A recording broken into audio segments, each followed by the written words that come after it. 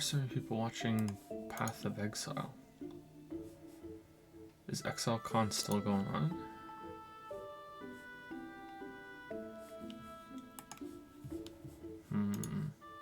Some race thing.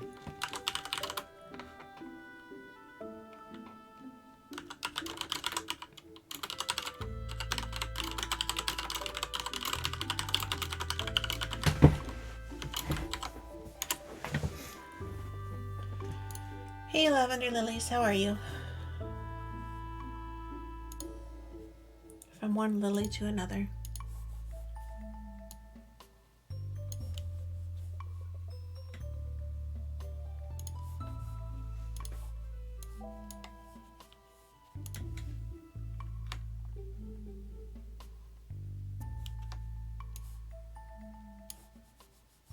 Do you want the text bigger or smaller, or is that okay? No, it's okay. I can see Also, it. we can watch your tea if you want to grab it real quick.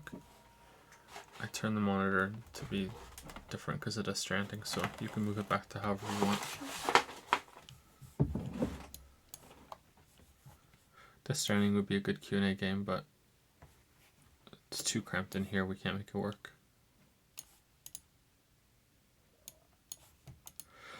I'm pretty sure that's what Kojima had in mind for it, though. A good Q&A game.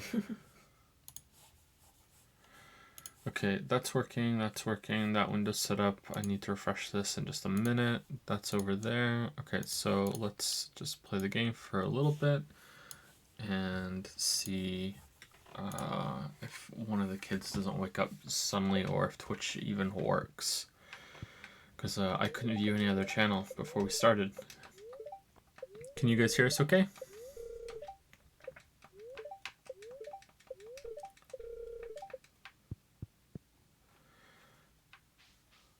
Ooh, pumpkins. Nice.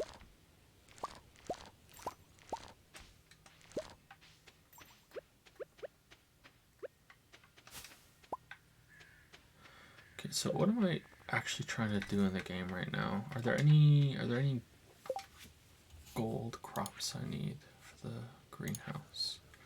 I need 5 gold pumpkins or 5 gold corn.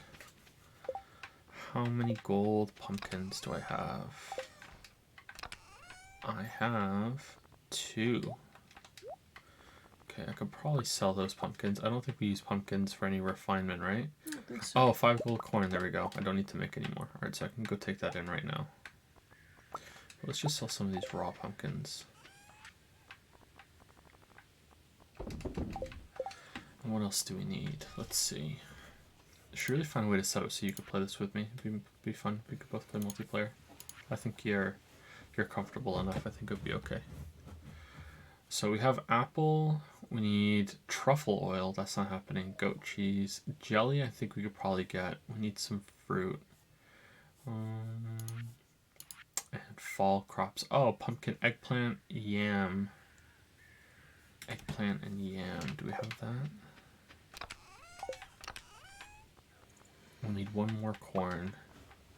Let's throw all the silver corn into the thing.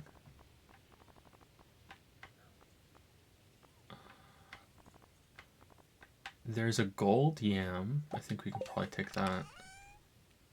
Saturday Q&A stream. Yeah, I think we're going to alternate between Friday and Saturday depending on how it goes. Kids permitting, of course. But we'll see. How's the sound compared to us? If you could say a couple things, Lily dear. If I could say a few things, like what?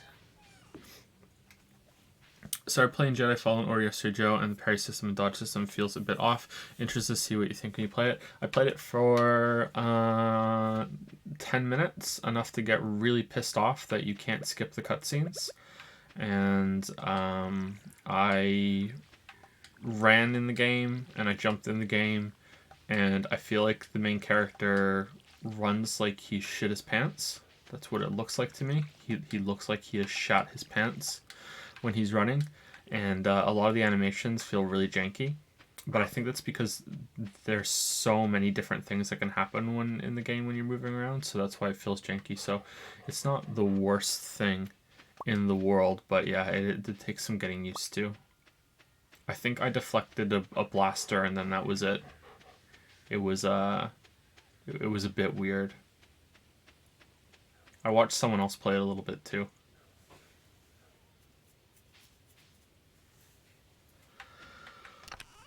Not very intuitive, but I think it's decent. I think it'll be fun. It'll be a fun playthrough.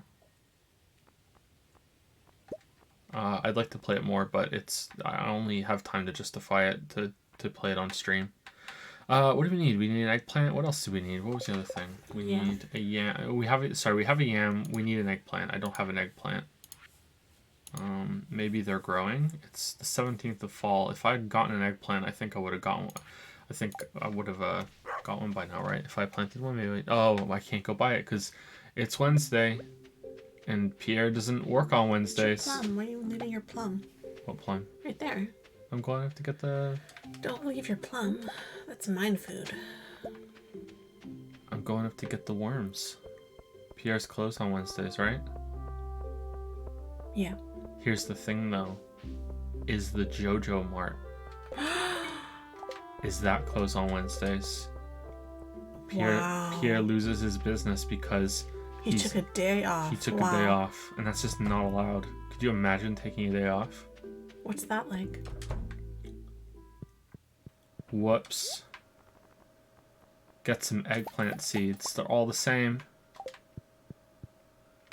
Sorry, Pierre. You should be open on Wednesdays. I wonder if that's why he's closed on Wednesdays. That's the first time I have ever bought anything from JoJo Mart. Ever, I think. Crazy. What'd I miss? Grapes. I'll get on my back. Berries, whatever. Finn. Yeah. Wow. That's what you're being. That's what he does too. That's what you're being like, yeah. You just can't handle me criticizing we already your plant. put the corn in. I'm a dumbass. All right, so we need parsnip or pumpkins. All right, so we do need pumpkins after all. Oh, I'm dumb. I didn't even see that. Someone in chat probably saw it and was like, "What are you doing?" And I didn't see it. And we forgot our pumpkin too. Wow, I'm so good at Stardew Valley. We forgot our pumpkin. Doesn't matter. We need to bring more pumpkins anyway. Fall crops, animal, artisan. There's your apple. I thought, who wants oak resin, maple syrup, and pine tar? I thought that was this one.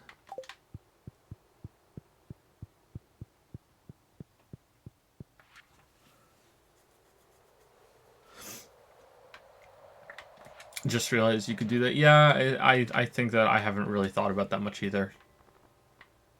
It just occurred to me that I could go to the other place just down in there. Don't like JoJo Mart. Okay, wood, construction bundle. What's this for? The bridge repair. Exotic. Ah, here we go. Alright, so we can do this one. Wow, the gamepad controls. Go. Okay, there we are. Alright, there we go. Bundle complete. Doo-doo-doo. Doo-doo-doo. Autumn bounty. Alright, so we need winter foraging. We can get that easily once it actually is winter. I think we have enough hardwood, so we just need to bring a bunch of this stuff over.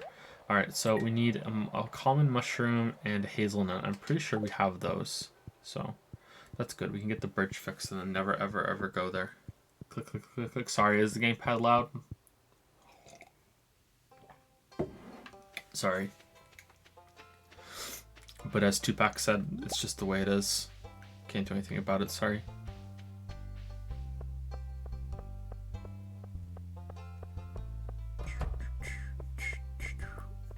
So how is everyone tonight? Let me refresh my page, and I think we're probably stable and we can start taking some questions.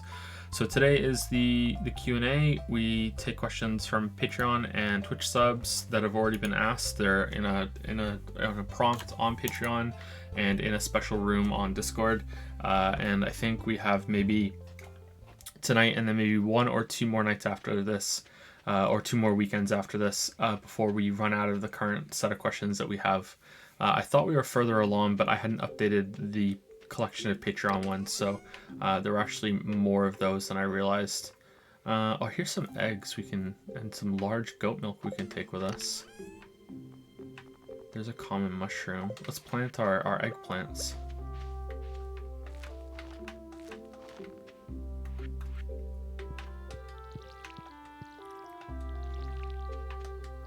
Okay, there we go. I think these might be pumpkins down here. Hey, thoughts on tactical shooters like Valkyria Chronicles and XCOM? I don't really like them, but I haven't given them a fair chance. So I'm gonna say that I don't really like them, but I'm not gonna elaborate because it's not a refined opinion or anything like that. It's pretty normy. I just don't like the randomness, and I don't like how there's not very much input on the gameplay side. It's kind of dull to play.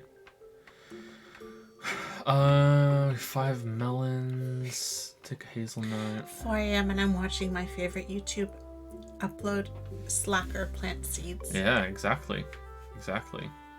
Did the JoJo seeds have less chance of becoming silver and gold star? I wonder about that. Oh, there's an eggplant. God. Better go back. Yeah. Better drop everything now and just go back. That's what Finn would do, right? Mm-hmm. Okay, so we have the hazelnut. What's the other thing that we needed? Do you remember? No, I wasn't paying attention. There's another eggplant. Oh, by itself. Was this the take it to the community center chest? We're just finding eggplants everywhere now. All right, so let's say 10 wood. And 99, whatever, and we need some stone. Just take all the stone. All right, what else was it? It was we got the grapes and we got the plum. So we need a hazelnut. Is it just a hazelnut and a common mushroom? Okay, we have the eggplant. All right, we need a pumpkin. We forgot our pumpkin. Okay. I made a video on this game. You know that? Yeah. Maybe you should watch it again as a refresher. Maybe, yeah. Fall. Common mushroom. Alright, we need a common mushroom and a pumpkin, and then we can go back. Common mushroom. Pumpkin. We don't want to give him a gold pumpkin, because that's a waste of pumpkin, right? It's a waste of a perfectly good pumpkin. Do we only have gold pumpkins? If I only have a gold pumpkin, I use a gold pumpkin. I'm not using a gold pumpkin. No, wait. We'll just wait for the next pumpkin to grow. But you only have 11 days, right? Yeah, so what if but you don't get it? Then I'll. But I have to. I might what have if to they're keep. all gold? I might. Oh well, then I can put them in the gold part. I'm okay with that. So much for a week-long break. The Q&As don't count. The Q&As are separate. The Q&As are a Patreon commitment. That's why. Okay, let's see about the fish. All right, we need to take a walleye and an eel. I'm not seeing an eel anywhere. Nope. Do we have a walleye? Walleye. There's a walleye. Oh, it's a gold one too. Nice. All right. All right. Let's see what else we need. We definitely don't have an eel. This is the wrong one. All right. Fish tank. River fish. We need sunfish, catfish, shad. Look how I matched them in the slots. It's so good, huh? We need a tiger trout. Pufferfish, ghostfish, sandfish, and wood skip. You had a pufferfish. Yeah, we had a pufferfish for sure. Wood skip, sandfish. What was the other one? Tiger trout? Yeah. Rainbow trout. Where's the tiger trout? Tiger trout. Nice. All right. Nice. Damn, we're so good at this. Look at all these fish we're catching. Fish tank. All right, let's see. We got... Did we take the ghost fish? I can't remember. All right, ocean fish. We need a sardine. And we also need like a crayfish or a shrimp or something. Remember when we used to answer questions? All right. Yeah. Did we do a mussel? Oyster? Fuck it. Let's just take it and see what happens. Oh, I swore on the Stardew Valley stream. Oh, no. Oh, no. Oh, no. All right. Let's see. Do we need a Chad? What was it? A sardine. We don't have it. We don't have a sardine. Better go fishing. We better go fishing. All right, we need it for the Feminity Center. All right, let's go.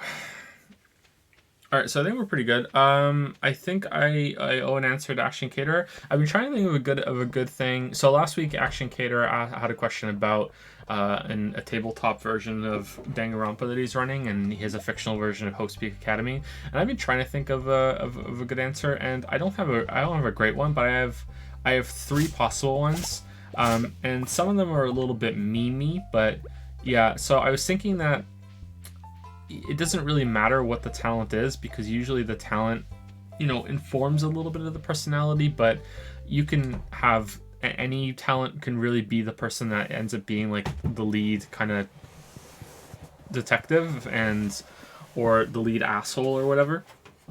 So Lily's just leaving. We started talking about Danganronpa and Lily's just gone. So I was thinking that the 3 I would do would be, the 3 possible ones I would like are the ultimate reader, for a reason I'll get into in a second. Ultimate reader, ultimate dreamer, and ultimate bartender. And I think that the ultimate reader could be funny because I go in with the reader being someone who can make so many references to the media that he reads, but also can be really, really pedantic and can be like the corrector of the group. And my sole goal of being the ultimate reader in this game is to be so annoying that someone kills me. That's what I want to be. Someone in chat saying the ultimate dad joker. Like, the ultimate reader could also do puns, like well read, well learned. And that would be my goal as the ultimate reader, would be to be so annoying that someone kills me. Ultimate dreamer would be just someone who is just that's closer to my personality, because I do dream a lot. So ultimate dreamer would be more of a self-insert for being in Danganronpa, and I think it would just be fun to go through that and try and be like an exaggerated version of myself. So that's kind of a cop-out answer, and it's kind of the most boring one. But that was that was my one I thought of. And the other one is ultimate bartender, which would be under the services part of the 4 groups of Action Caterer's fictional Danganronpa game. I just know it would just be a cool background. You could have a lot of stories to tell. It's weird. It's like ultimate bartender. Really, I think it kind of fits the kind of Danganronpa theme of being like it sounds like someone just threw darts at a bunch of shit on the wall and saw where it landed. And I also think you could lull the group into a false sense of security, and oh yeah, we like you, ultimate bartender, and you're everyone's friend because you have all the drinks, and you're everyone's shoulder to cry on and everything, and then you could kill someone and no one would think it was you. You gain trust and then you can kill someone. I think that's my answer, and I think that has some potential. Sorry, I'm saying this late, but you'd also pick a secret for your character that has to be something your character doesn't want anyone to find out. Like, cosplayer was, I'm a spy from North Korea, and porn expert's secret was, I've never had sex. Oh, that's a good secret for porn expert. Oh man, that's really good. Technically, you could be either the ultimate bartender in services, or it's just maybe you can be the ultimate drink mixer, which would be in arts. Oh, would that be arts? Is drink mixing an art?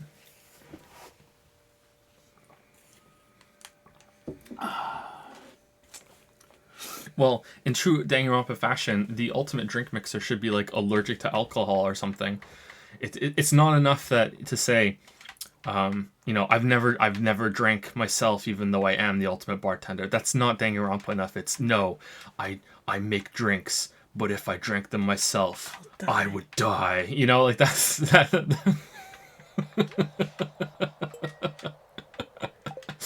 Ultimate dreamer's twist would be that all the dreams are actually nightmares, and there's going to be a lot of evil laughing when that comes out. I think the ultimate escort has social anxiety. Oh, okay.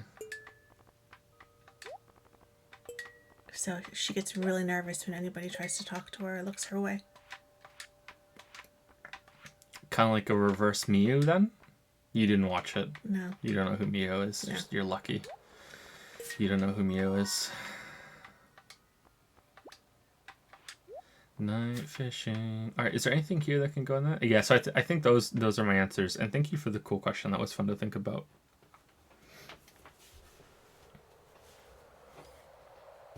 But yeah, but I want my game to make some sense, man. By the way, my Monokuma drops from the ceiling and is basically a puppet held by strings. That's neat. I like that you did this. It's fun. Did you know about Danganronpa before the streams, or did you learn of it from the streams? You probably knew about it already, but if you learned about it from the streams and then went on to make your own thing, that would be kind of cool. Just as a stream heritage moment.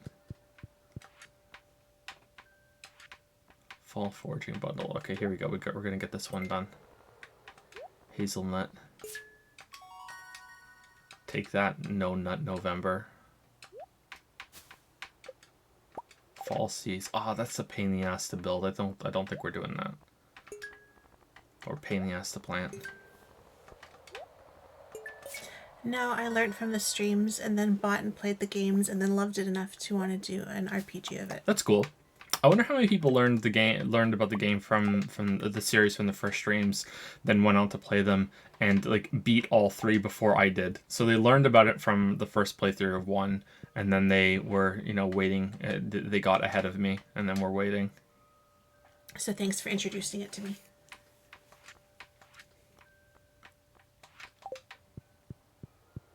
Okay, I think we're done in here. Let's go out and we'll spend some money on some seeds. Yeah. All right. I think we're good. I think we can start the questions. I think we have about even amount on Patreon and on Twitch. Oh, I haven't set my Streamlabs up. Hold on one second. Should I sacrifice passion for success? What's your take on that? You should try and compromise. You should have a mix of passion and a mix of success.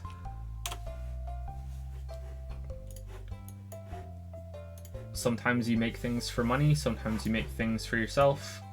You should always have the goal of when you make things for money that they're going to lead you to have the opportunity to make more things that you want for yourself.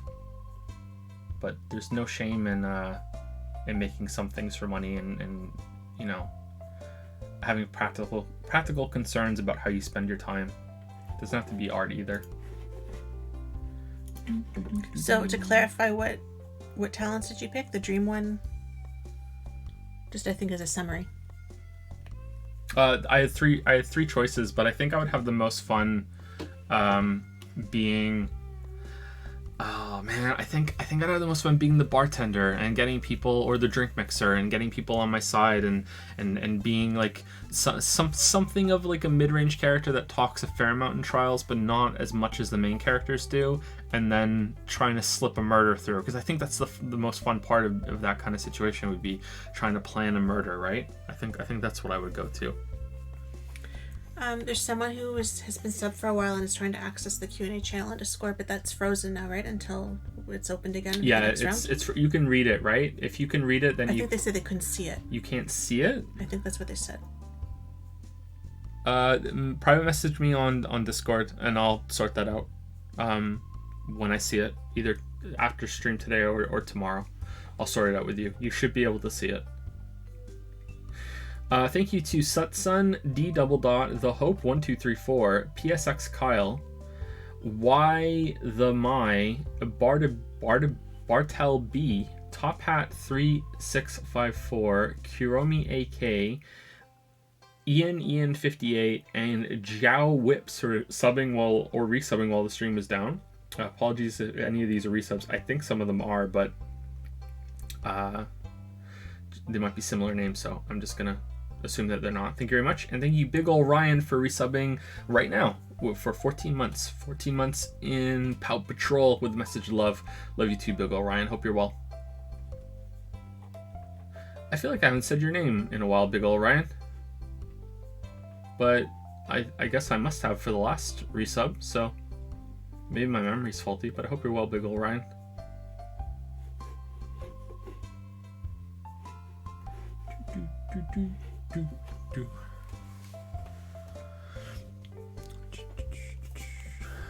Oh, this is broken. Sorry. There you go. Thank you for answering. Actually, I want to play retro games and share my passion for neat games to people like on Twitch or YouTube, but I feel these platforms don't allow any more neat, not standard concept. I think you can probably find a niche for anything.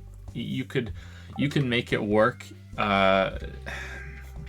You know what? I don't want to say that because I might be wrong. I don't know. It used to be, as recently as a few years ago, on these kind of platforms, as long as you were consistent, you could find an audience. As long as, like, for streaming, if you stream at the same time, the same days, or you make it a marathon thing where you promise you're going to be streaming every single day for a year or 2 years, and you have you can engage with your audience at least a little bit, you're passionate about something, that you could make it. But I don't know if that's the case anymore with how Twitch is going, so I don't want to say that when I could be wrong, especially considering I got to cheat my way to pass that first stage on Twitch.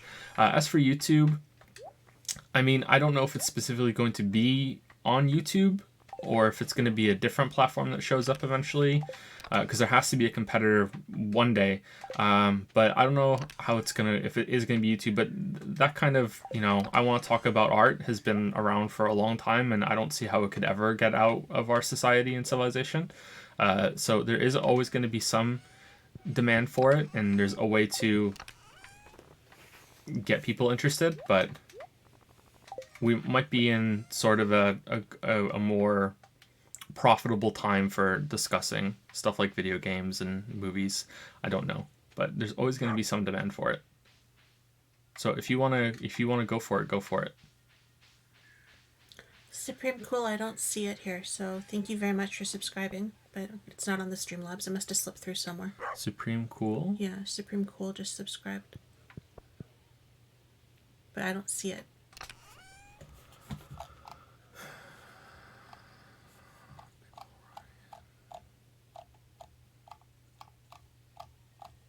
I don't even see it in chat. Do you see it in chat? No. Incoettes resubscribed too, and it's not on my list. Sorry for that, Incoettes. Thank you for the former 3 sub. We made it in time for questions. Yeah, it's not on my list either. There are 2 new ones that just came in. Why is my list inconsistently bugged? It drives me crazy. A little bit more, maybe it's before.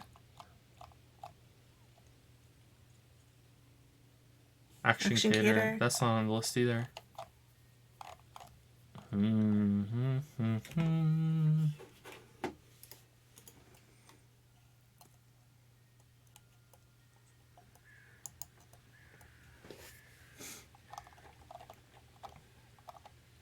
Is it because I have Twitch Streamlabs open on a different computer? That's as high as you can go. Maybe it was. I don't know. I want to say maybe it's when you switched it over, but then it should still be there, right? Yeah, I don't know. Yeah, sorry about that, Action Cater. Thank you for the 14-month resub, and thank you again, Incoettes. I'm scrolling down now because I think there's another one here that didn't show up either. Big Orion did show up. Mononoke? Mononoke? That did show up. I just haven't gotten to it yet. Thank you, Mononoke, for the new sub. Welcome to Dragon's Den. Welcome to Pelt Patrol. And thank you, Shashwami, for the 21-month resub as well. Thank you very much, Shashwami. 21 months in the Rubadub circle. So bad. Those 2 showed up, but after that, no. Thomas6589, that didn't show up. Well, it's going to be one of those kind of streams. I wonder if it's some problem with Twitch tonight, because like I said, I couldn't see any other Twitch stream when I started today. And now it's here. I refreshed, and now it's here. But it's showing that it came in before Shashwami's. That's weird, huh? Yeah. Well, it's going to be an interesting night for subs and resubs. Thank you, Thomas6589 for the 4-month resub. It also says there's a new sub on my list. Why does this happen? Why does this happen? Back on the sub train, full stream ahead.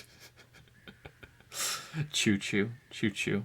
Okay, let's just dive into questions. Action Cater wants us to read his resub message because he posted it again. Okay. Do you want to do it, or do you No, want me you to can do do it? it. I don't care. Thanks. I'm just telling you because you almost missed it again. Thanks for the popcorn advice about buying a second bag. I saw Ford versus Ferrari and Charlie's Angels. I recommend the former. One of my Star Wars RPG players stuck a grenade up their ass to sneak it in and now likes anal. How was your week?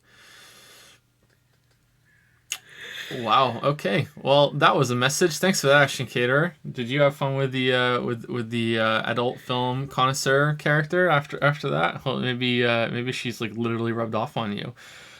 Oh man. Supreme Cool says the recent message was, I haven't watched your Death Stranding streams yet as I'm playing it myself. What are your thoughts? I'm on chapter 5 currently. Overall positive. Death Stranding was an enjoyable time, but I wonder if it would have still been an enjoyable time or as an enjoyable time if I played it by myself. I think it would have been, but in a different way. But yeah, mostly positive without getting into specifics. But yeah, mostly positive. Story was a little disappointing in some ways. It was really good in other ways. Gameplay was really disappointing in some ways. In other ways, it was really good. Yeah. So yeah, we had some fun with it. Thank you, Dashway22, for 5,000 bits, which is just an absurd amount of bits. After now finishing watching Persona 5 Xenoblade Chronicles 2 and just an hour ago finishing the final Danganronpa 3 VOD. Wow, that was an hour ago. You're coming off that high. Pretty good ending, I think. I felt I needed to give something back for all the entertainment. So glad I stumbled across the Persona 5 playthrough a year ago. You and Lily are amazing and wish you all the best. Keeping doing. Sorry, it's another message came in and pushed it down. Keeping doing what you do, and you'll keep bringing smiles to all our faces. Cheers. P.S. Danganronpa V3 spoilers. Okay. So here's your V3 spoiler warning.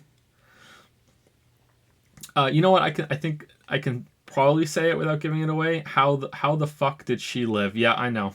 I ask myself that every day. Every day I go through my morning routine. I get up. I go to the bathroom. I piss for 5 minutes straight. I wonder how she lived. I brush my teeth. You know, like. Thank you very much, Dashway22. That's very generous, and I'm glad that you enjoyed the playthrough so much that you consider them worth that. Thank you so much. Also, thank you, Popsicle Daydream, for the 24-month resub. Welcome to the 2-year club, Popsicle Daydream. 2 years of weeb streams, memes, and zoo jokes. Thank you for streaming. It quickly became my favorite content from you. Really, one of the converts, maybe. Someone who prefers the streams to the videos. I wonder how many there are now. I know there are some, but yeah. I know there are some, but yeah, I don't know how many there are. Thank you very much, Popsicle Daydream. Thank you. All right, I think we can start the questions now. I think is it NTW we answered last time. And I think Nathan W we did because I remember thinking WW. No, I don't think we answered. No? I don't remember answering. Did we stop on Nathan maybe? I think we stopped on Nathan. Oh, you know what? That's the one we asked, is Nathan here? Yeah. And Nathan wasn't there. Did we answer the next one? No, we didn't. Okay, yeah. I don't remember answering Nathan's question. These are actually some fairly easy questions. Okay, let's get into it. So it's Nathan W. It says, hi Joseph, I recently just donated and I'm privileged to be able to ask you a couple of questions as you are truly one of the most genuine, hardworking YouTubers I've ever watched. Oh, thank you, Nathan. I know I hear stuff like that and I worry that it rings a little hollow because it's been a while since since the most recent video, but just because it's not out doesn't mean it is not like an insane amount of work going into it. I just it'll all make sense when it's out. Anyway, sorry, go ahead. I shouldn't interrupt. However, regarding the stream where you actually answer the questions, I'm not entirely sure I will be able to watch it as I live in the UK and it will be 3 a.m. when the stream goes live, but I will try my hardest to attend. On to the questions regardless. What are your thoughts about the Destiny franchise if you have ever played it? It is a game I'm very interested in and it does get a bad reputation at times, and rightly so, but I am very intrigued to hear your thoughts. Unfortunately, I haven't played the Destiny games apart from very briefly Destiny 2 when it first came out. I don't think I've ever played Destiny 1. I think that I really wanted to. It was me and my good friend Weeaboo Bill have always been on the lookout for like the next game that could be the replacement for World of Warcraft to us, that we could just both play it and dive in and end up just like shooting the shit and well, in Destiny's case, literally shooting some shit while we're talking. And we thought that the Star Wars MMO was going to be that for us. We banked hard on the Old Republic, and that fell through hard. And we thought that was going to take us to Blizzard's game Titan that was going to come out when before that got scrapped and got turned into Overwatch. So we thought that it was going to be Old Republic, and then no, and then we thought it could be Destiny. But when Destiny first came out, I don't think I had a console. I don't think I had a PlayStation to play it. I think it was like PlayStation only, right? I think so. Maybe it was on Xbox too. I didn't have a next gen console, so I couldn't play it. And at the time, I don't think I could afford it either. So I couldn't. We couldn't dive into that. And then when Destiny 2 came out, I was like, I'll try it out, but I didn't really have time to commit to it. But I still just wanted to see how it felt, and maybe it was something that I could play a little casually with Weeaboo Bill, but it didn't work out. But I did play it a little bit, and I thought it was okay. I was fairly into Halo. Not big time, but I was fairly into Halo. The Halo I played more than anything was the first one. I played the multiplayer on Combat Evolved, the PC version, a lot. I was really good at that game, actually. And I should have been after the amount that I played it. But that was, I think, the shooter I got the most into online for multiplayer. It was either that or Rogue Squadron, which is a completely different, not Rogue Squadron, Rogue Spear, Rainbow Six Rogue Spear. But that's kind of like a very different kind of first-person shooter. And Destiny felt close to Halo. It's by the same people, obviously, and it felt pretty good, but it wasn't enough for me to grab to dive right into it. It didn't hook me like I hoped it would, but at the same time, it was probably for the best because I didn't really have time to commit to it.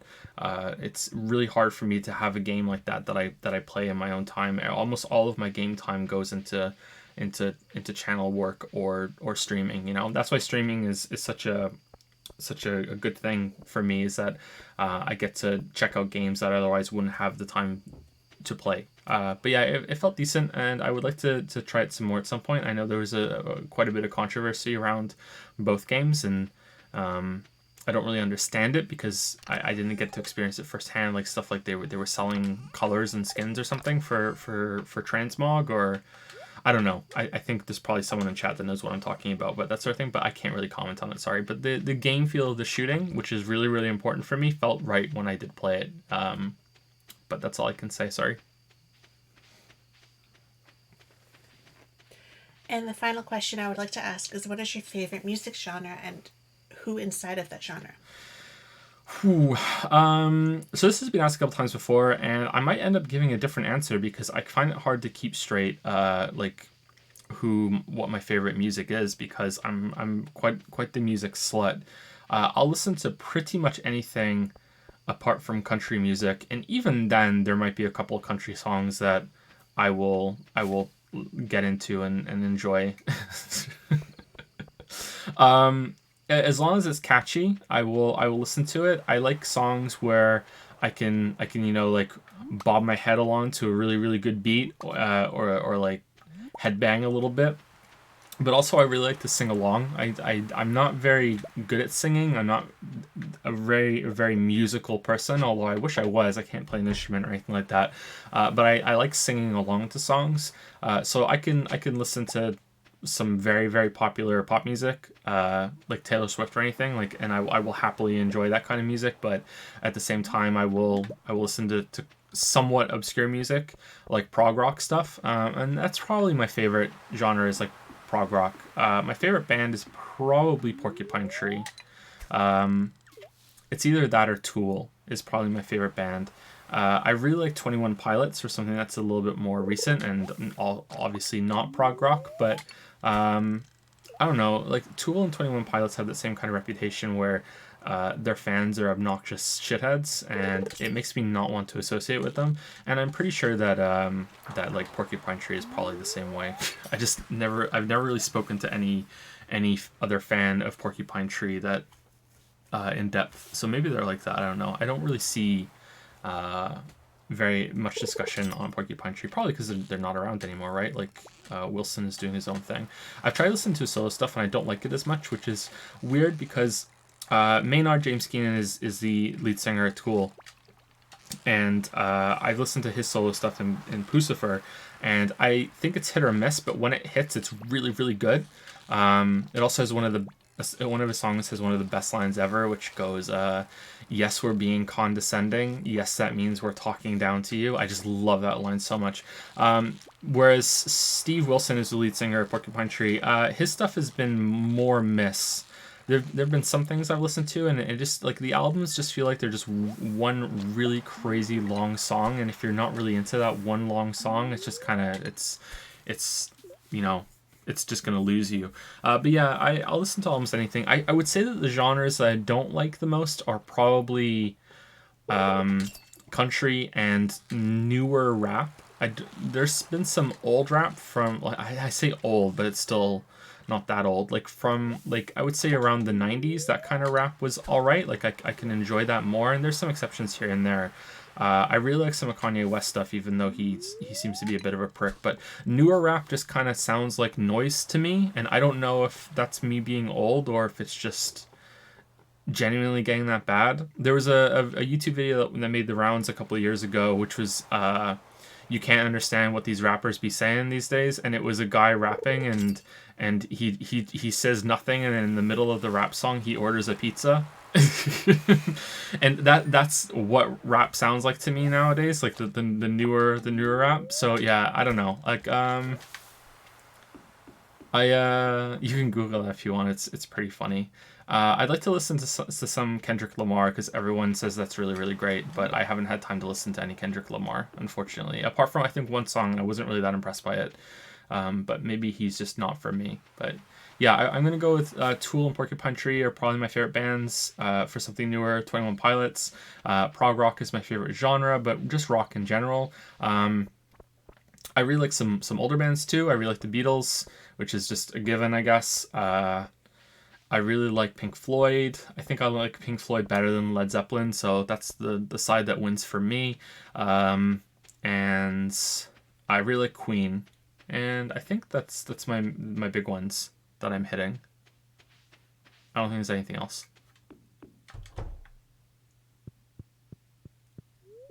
When I was a teenager, my favorite band was Linkin Park, which is a little embarrassing to say now, but I think Linkin Park is looped around now to being acceptable again. What do you think, Lily? I think so.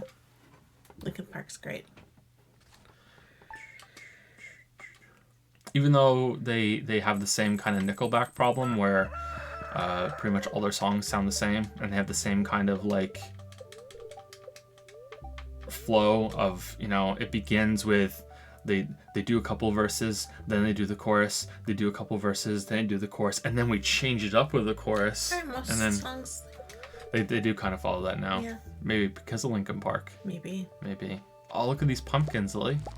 Those are some big pumpkins. Look at these pumpkins. We can go take those pumpkins. Oh man, we can go buy some pumpkin seeds too, if we have time to grow them. Let's see. Yep, I think that's it. I hope you have a great day, and I hope your family are doing great. Please never ever stop making videos. They are truly amazing to watch. I hope I'll be able to attend the stream. Heart. Thank you, Nathan W. I hope that maybe you're here. I don't know. I think if you were here, you would have said something. So it's probably too late. So it's probably too late. We were late starting too, and on the wrong day too. So sorry about that. But hopefully you get to hear this in the VOD sometime. Or if you're active on Discord, maybe someone will link to you when we answer the questions. If you want to know if we've answered your question, don't hesitate to just message me and say, hey, did you get to my question last night? And I'll tell you when we did it, or give you an approximate timestamp. But yeah, that's something I don't mind doing. Actually, what's some, like, the latest music that we like, Lily? We both like Florence and the Machine, right? Mm-hmm. You like her more than I do, but I like her too. We like Banks at the moment, who's I've been loving her lately. Somewhat new. There was a song that I would like to listen to lately. The new Tool album has grown on me quite a bit, but it's still not something I consider great. That new Godzilla song is good. Godzilla King of the Monsters, featuring that guy from System of a Down, I think. Of Monsters and Men, I like them lately, but apparently that's a bad opinion. I'm not sure. Wow, there's a bunch of Undertale remixes here. Yeah. Grimes. Grimes has only a few songs that I like, and all the rest of them. She just put out a new one yesterday or today, but it's not one you would have liked. It was very, very mellow. Grimes has like this. Sometimes she can have these like really long, cool songs, and then other times her songs, I feel like she's not even singing. I feel like she's just kind of like. Well, the music is just super chill in the background, and that's cool if you want something that's super chill. But I like it when the singer sounds like they're about to die. That's the kind of the music that I like. You know exactly what I'm talking about, don't you? That's the kind of the music I like. Yeah. So. And it builds and builds and builds to like, yeah. It's too chill.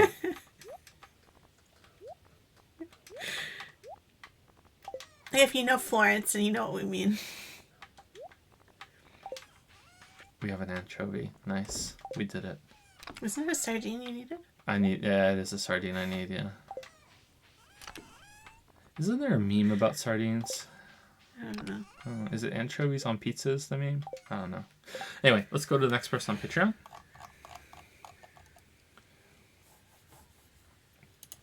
Devon T, or possibly Devon. I knew someone who pronounced it Devon. How's it going, Devon/Devon? Greetings and salutations, Mr. and Mrs. Anderson. Damn. A few quick ones for the both of yous. Guilty pleasure media. I kind of feel like I don't have one. I mean, in the past, I feel like I should feel guilty about enjoying Danganronpa as much as I did. I'm sure there's some music that we could probably talk about that I should feel guilty about enjoying, but I can't think of many right now.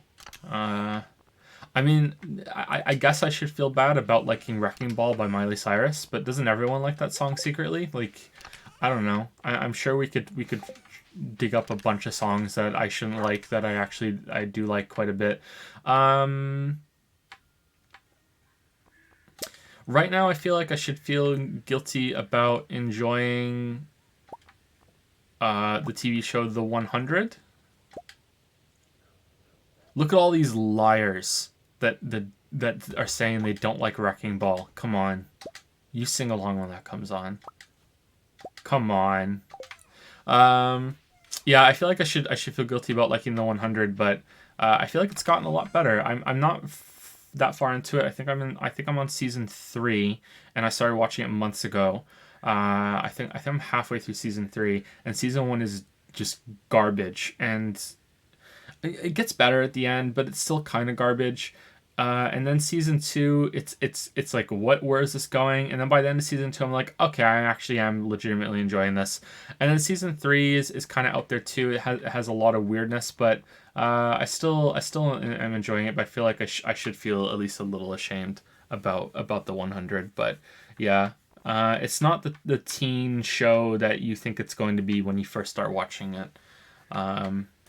And I just hate the main character's mother, man. So it's just a lot of fun to just sit there and just hate on a character every time she shows up. I'm just like, I hate you so much. So that's entertaining for me. Let's make some blueberry jam. That was a nice segue. I don't know. Do you think I have any other guilty pleasure? I have guilty pleasures where I sit there and I take the kids' TV shows super seriously and get irrationally angry at them. Like, this isn't the way this should be. But I don't think that's just me being an idiot. That's not like the media not really being an idiot. It's just you being you. It's not something that we should blame on the media itself. I don't watch any anime. I mean, Witcher's pretty bad. I don't know. You don't seem to have a whole lot of time for stuff, so it seems like when you do have time, you don't waste it on guilty pleasure. You just kind of go straight to the whatever it is you would publicly talk about.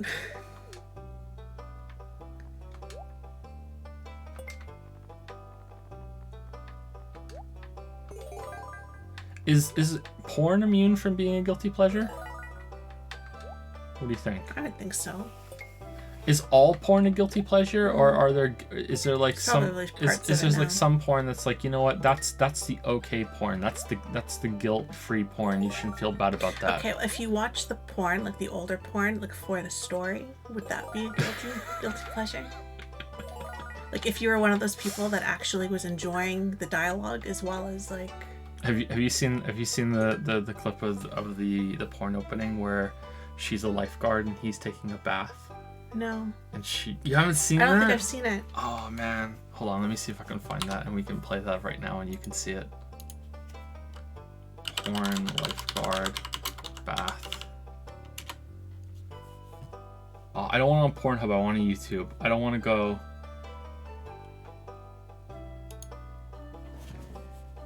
Okay, here we go. All right, you guys are gonna hear it, not see it. So sorry about that. I'm not putting it on the screen. Let me mute Stardew Valley. We have a lifeguard here at your beach. Can you hear it? No, I can't. Hold on. The beach is a bathtub. Can you hear it? No. Hold on. I see No, you don't I have a You lifeguard. can't hear I it? can't hear it. Why can't you hear it? There we go. Oh, no wonder you can hear it. I muted it. I hear Stardew Valley now. Hold on, let me mute Stardew Valley. Lifeguard here at Can you your hear now? beach. Yeah. I'm not at the beach. This is a bathtub. No body of water is safe without a lifeguard. It's 2 feet deep, lady. What are you doing here? You can relax. You're safe now. Your lifeguard is here. Okay.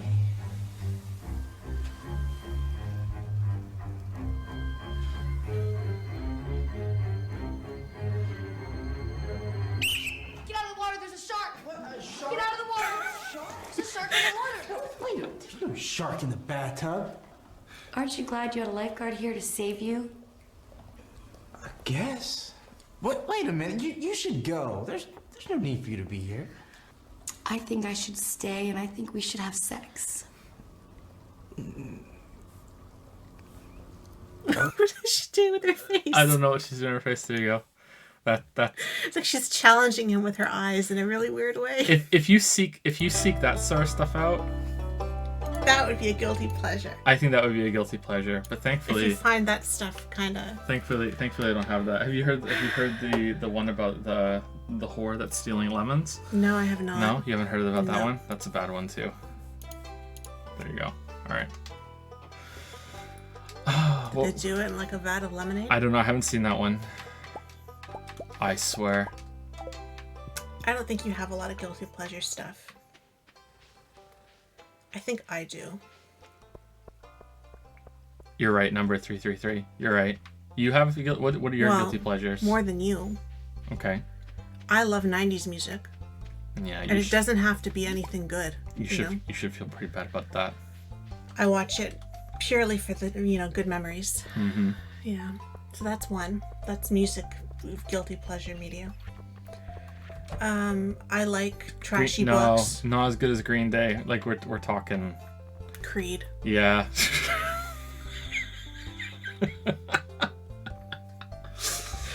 Yeah. Pearl Jam. I was like 13 when they were big. And Pearl like, Jam's okay.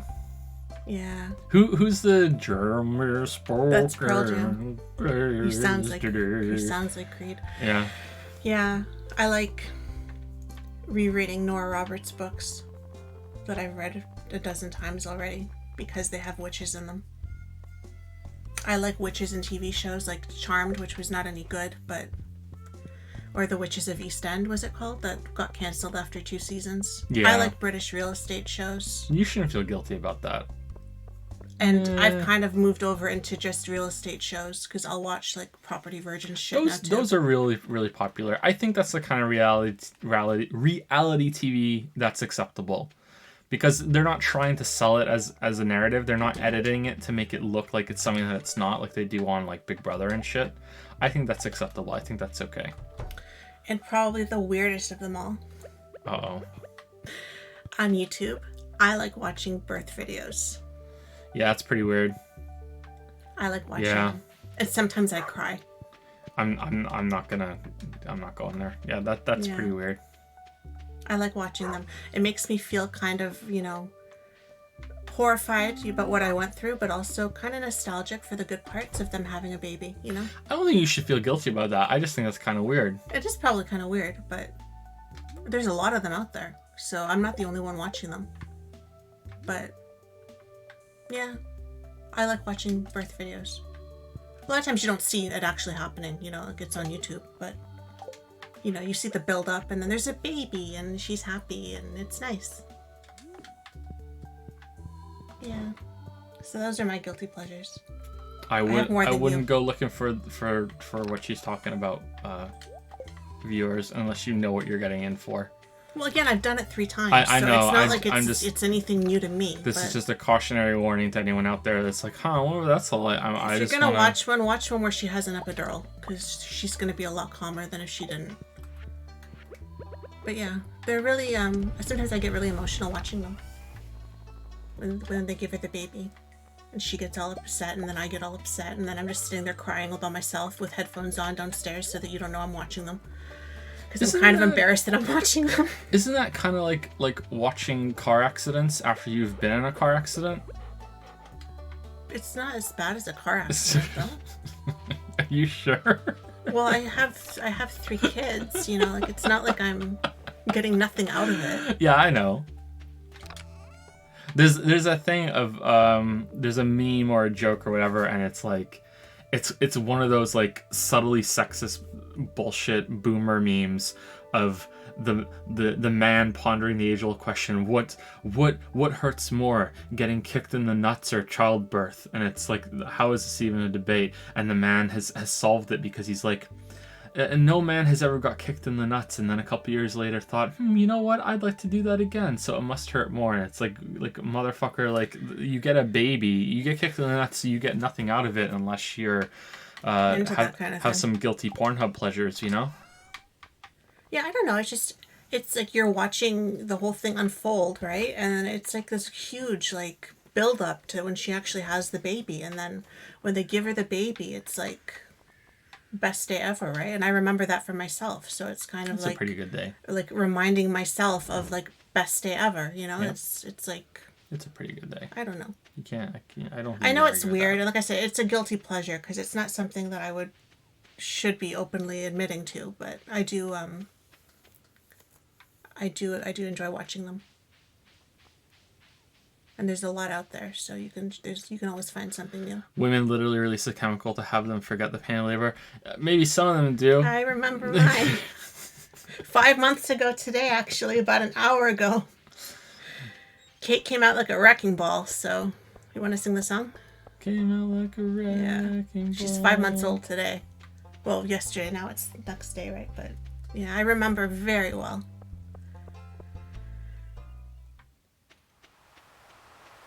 And if you ever have doubts about, if it's worse to be kicked in the balls or not, next time we'll just stream it and I'll put you on speaker. No doubt.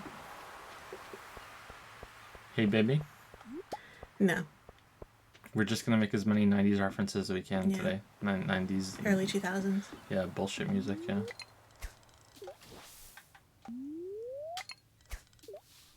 Do I rank or critique them? Not really. They were all bad in their own way.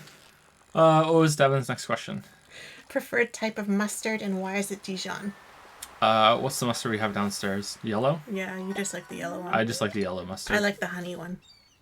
That would be my favorite on a sandwich. You know mustard has no calories in it? What the hell's up with that? You know what? Some of them must, but that one doesn't. Feels like it's cheating. Maybe there are calories in it, but they have some like weird kind of loophole where they can round it down with the amount they have listed on the back. There's no way that there's no calories in that. But yeah, mustard's pretty good. I enjoy mustard. I used to be just ketchup and that was it when I was younger, but I've gotten away from ketchup. Used to be someone that would like dip their fries in the ketchup all the time, but a few years ago I was like, you know what? I don't want ketchup on fries anymore, and I just eat the fries raw. Raw fries. Mm-mm. Any more quick stories about the NPCs of Moncton?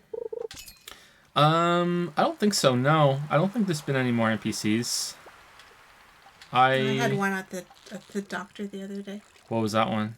I was waiting by the door, and it was an older man, and he was just walking along, walking to the door, and he looks at me and says, "Getting cold out there, huh? It's gonna snow." I said, "Yeah, it is. Looks like snow." Yep. Just out of nowhere, like you're not even looking at them, and they still talk to you. Like in Toronto, you just kept eyes averted, you know? Yeah. Like, and nobody talked to you. And ever that's the way it is. That's and how and everyone understood likes that. Yeah. Yeah. Yeah, I don't think there's been any more NPC stories. Oh, there was what happened yesterday. Did you catch that? The grandpa who had a victory when we were at the drugstore yesterday. They were in front of us in line.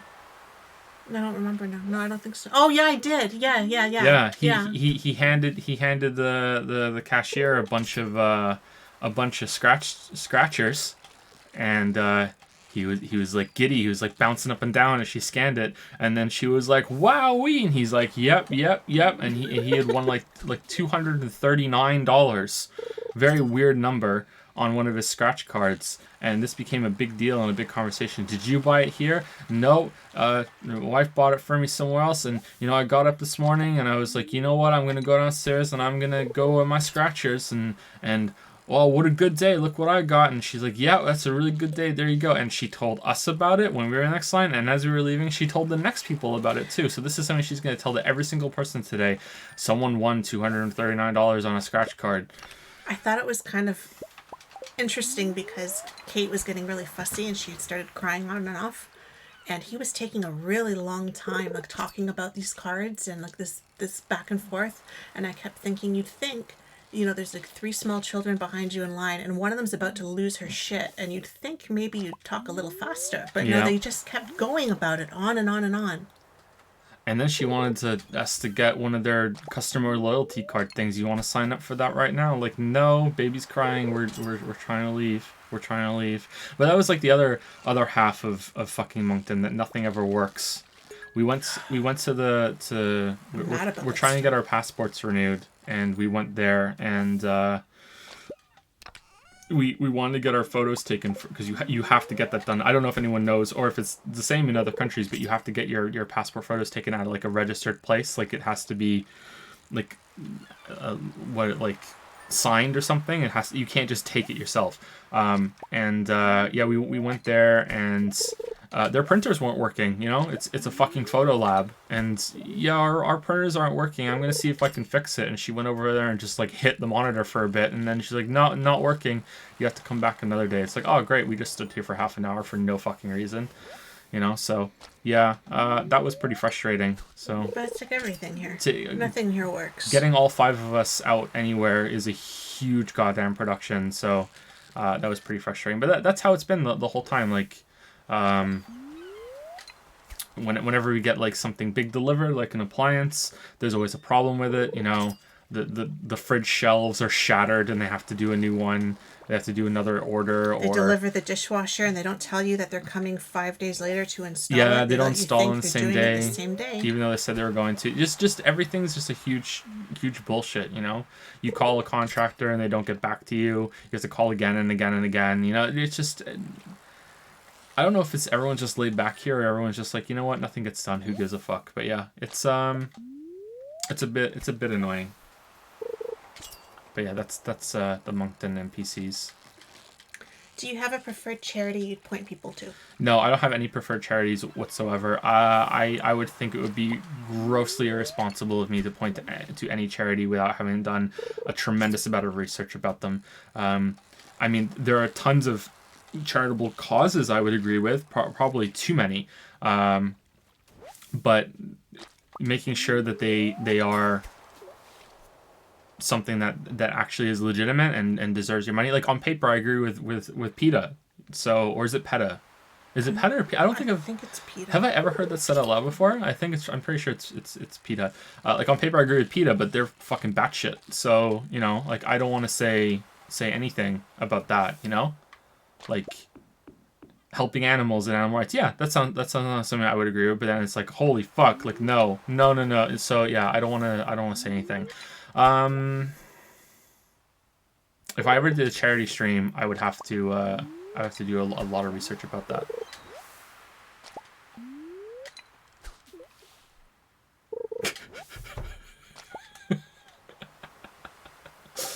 Oh no, we just ran out of energy because I was too busy laughing there. Hey Joe, this is Matthew from the Mixer team. We're reaching out to you and your Rub-a-Dub sub club. We're big fans to offer you a deal. We're prepared to offer 5,000 and a full sleeve of Oreos and a Mixer backpack for you to come join us. Damn. We'd love to have you, and we need more jokesters on the platform, and would even fund your next analysis. Well, anyway, I have to go. Dinner with the wife and kids. Let us know what you think. We'd love to have you, Joester. Thank you so much, Matthew from Mixer. The Oreos are swaying me. You guys ever had double stuffed Oreos? It's too much stuff, right? Yeah. It's too much stuff. Yeah, I agree with that. I think I would like 1.5 stuffed Oreos, but I don't really like Oreos. Aren't really all my thing, I don't think. But double stuff is definitely too much stuff.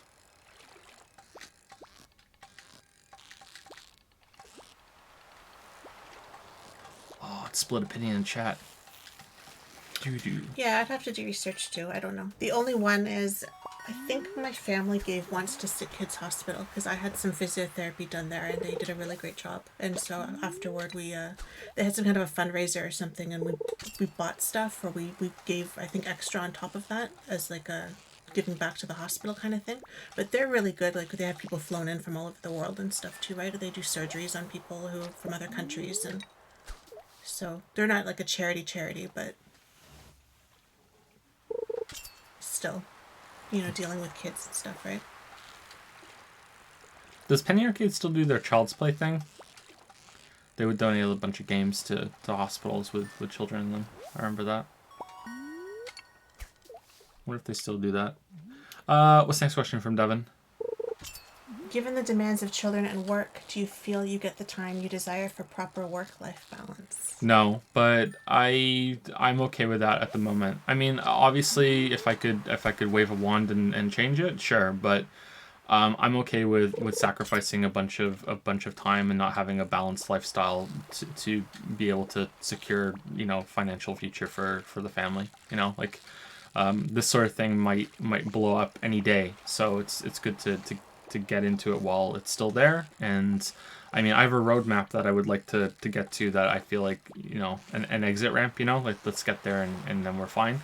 And I mean, maybe there already, maybe, I don't know. I'm a different person than I was when I, than a few years back, or specifically like 4 years ago. But it would probably be fine, but I'm a little nervous about that. So I'm okay with the sacrifice at the moment, but I'm not going to be forever. There's going to be some changes after The Witcher is done, but there's also a bunch of time that I'm going to have to put in, hopefully, at least, into game dev sometime in the near future, because that's the large exit ramp and security from YouTube, I think. What do you think, Lily? Do you think you have balance from the kids? Not at all. It's the same thing, right? It's like... I'm not going to have any balance until they're older. Yeah, it's sort of the same thing. It's like... And, Channel's like raising a kid, but it's like raising a career. Yeah. We each do our own thing, right? You have your thing, and I have my thing, and then we help each other when we can help each other, and there's some crossover, like right now. And when they're older, then I'll have more time for myself. But we wanted to have them close together, and we waited a bit to have them, so there's kind of been a bit of a rush, right, to have them all. So you wind up with 3 kids under 4. So they're all still very dependent. And I just keep telling myself that when they are older, they're not going to need me, and I'm going to miss that they don't need me anymore. So I'm trying to remind myself that when I get frustrated. I try to remind myself that too, yeah. It's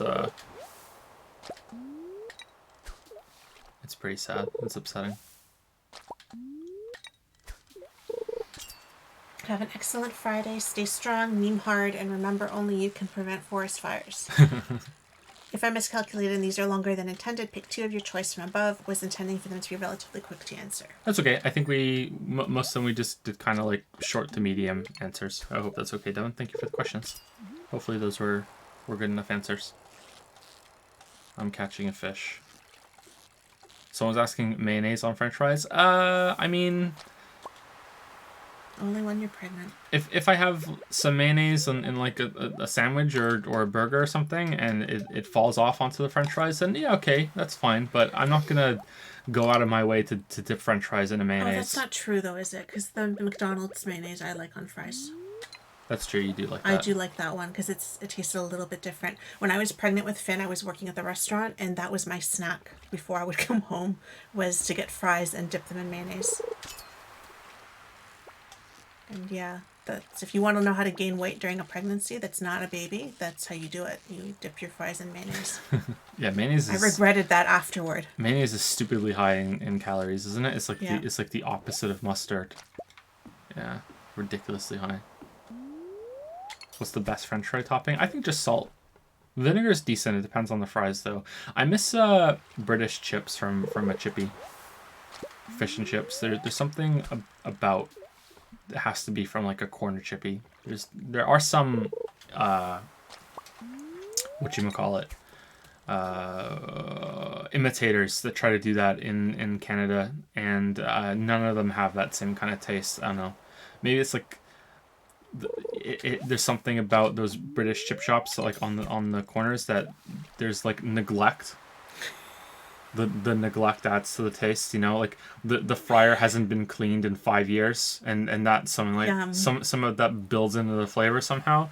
Whereas over here they have way higher standards for keeping their shit clean, and that just means that it's not as good. I'm only half kidding, but yeah, I think that there's something there. So the greasier looking the places. I should go back to Britain. Just Get to, that just to go passport. to a chip place. If we can ever print the damn picture. I've not found anywhere in America that can do a decent British chip. Yeah, it has been nowhere in Canada apart from there was one place in Toronto that came somewhat close, but it was closer to the fish than the chips, and it was called Duckworth's. But it was really far away, and it even kind of looked like a British chippy when you went in there, but it wasn't. There was still something kind of off about it. And then it's unfair to compare that one place. You know, that's the only place that's come anywhere close. Whereas there's a lot of British places, chippies, that are just shit. You know, like every city has. You grow up in a city in the UK, and you learn quickly that's a good one, that's a bad one, that's a good one, that's a bad one. So even in Britain, you can have some really bad places, but yeah. Lily, my makeup research nearly killed me, but I made it back. If you could only have one item of makeup, what would you choose? Probably just foundation. I have a really great foundation that comes in a stick, and it's kind of like a concealer and foundation in one. And you just spread it over your face, and your face is all like consistent. So if I could only have one, then that's what I would choose. And I'm not huge into makeup anyway, so it's not like I'm giving up much. Is foundation the magical stuff that it's like men think that's what women look like when they're not wearing makeup, but That's they the still are? dewy look. That's the, Okay. you know, the kind of airbrushed skin kind of look. Yeah. Mascara I'm actually wearing right now. I've been doing my eye makeup a little bit more since, you know, you actually care about this. I finally managed to do proper eyeliner. So I've been really excited about this. Oh no. You're not going to make it. Oh no. You're not going to make it. Oh, yeah. no. So I usually just do eyeshadow and like foundation and a little bit of lipstick or lip gloss or something. But especially when I'm home, I don't even usually even do that. Oh, it crashed. That was weird. But yeah, mascara. I have long eyelashes, so I don't really need it. So I used to not bother with it. But just for fun, I've been using it. Weird, it crashed. If it's not immediately obvious, this is not like serious Stardew play. It's just here in the background. While we're doing Really curious why you're reading Yeah. up into makeup in the first place. You never mentioned why. You just mentioned that you are. I find that really interesting. Liquid all the way. Pencil rubs off right away. Oh, this was a bad day to have to restart. We did so much this day. Oh, no. Oh, man. Yeah, as soon as your face gets like slightly oily, and I have oily skin, the pencil is gone. It's like it melts.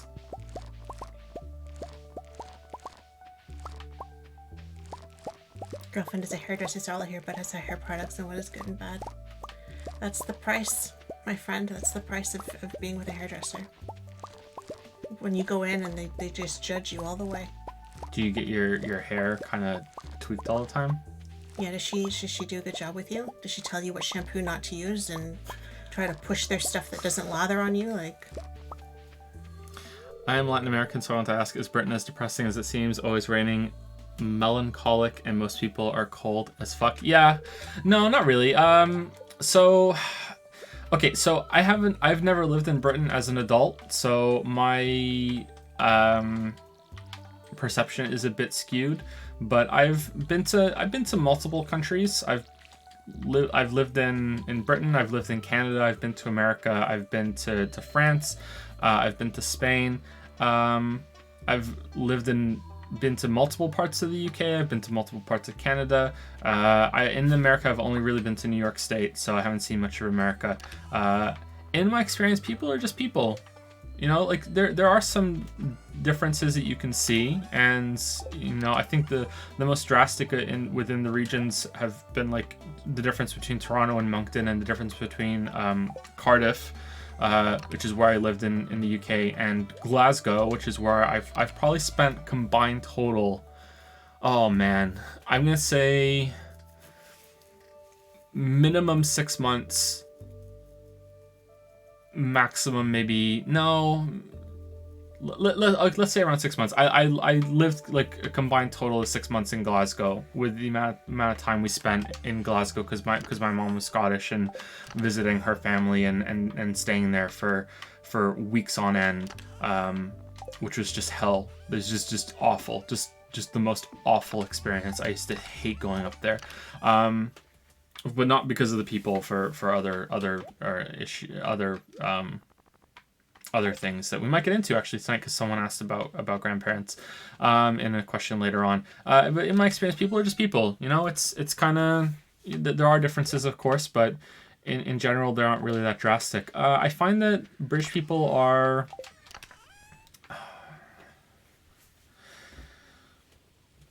They're a bit more standoffish when you're strangers, but when you get to know them, they're a lot more genuine. Whereas in Canada, people are a lot friendlier to you and almost more genuine when you're strangers, and then when you get closer to someone here, but not that close, you're just friends, they're kind of fake, and I feel like people here are more putting on a performance when they're interacting with other people, less than, or sorry, more so than people in Britain. But I don't know if people in Britain are still like that, because like I said, I haven't been back in quite a while, so I feel like that's where I'm going to settle on, and with that big disclaimer, is that's how I feel. And I don't think that's necessarily a bad thing either. I don't want to come across as I'm criticizing people further in the West compared to Britain. But yeah, that might be my experience, but I'd like to go back and see.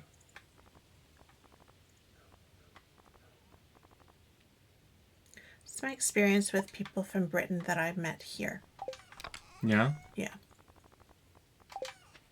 And Canada has so many different cultures in it already, too, that I find people go out of their way to be friendly, you know, with people they don't know, and especially from different cultures and stuff like that.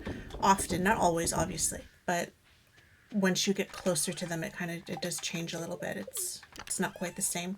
Whereas my experience with people who were from the UK, who I worked with and who I became semi-friends with, and with your family and stuff too, was always, they were kind of standoffish at the beginning and seemed very kind of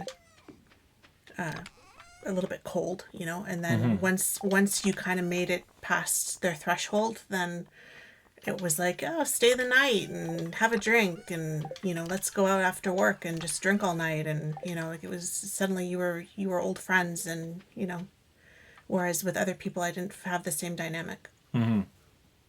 Your family was always weird for my family was never the type to like crash on a couch, after you were over for dinner, like mine was always very straight arrow. Have one drink and then get in the car and go home, kind of, whereas your family was so different. And the job experiences were in Canada. They weren't in the UK. Especially what I was talking about last week, that was all in Toronto. Kind of feel like British people will whine more about things and will also be more just like, but that's just the way it is, what can you do? Whereas Canadians will bitch and will be like, we got to change it. You know what I mean? That's another difference too. But again, I that might be just being an adult kind of thing. I don't know. Hey Jake, how's it going? How's it going? Damn, I can't speak. I'm pretty tired. I'm still recovering from the Death Stranding streams. I was I don't know why, but those streams were exhausting. Just so exhausting. I also played an entire game for the Witcher video this week. So that was fun. So I'm pretty out of it. So apologies for any lapses in speaking that happen. I feel like I got something else to say too. As a Brit, I'm a Brit living in Canada. I 100% agree. Cool. I'm not too far off. Did you finish the Stranding Amendment? Yeah, I did. Yeah, it was decent. It was all right. I don't think you'd like it. You might though. You might surprise me. But yeah, I don't think that's a game for you, Jake. Jake is Nova Canoe in chat, by the way. Anyone who doesn't know that.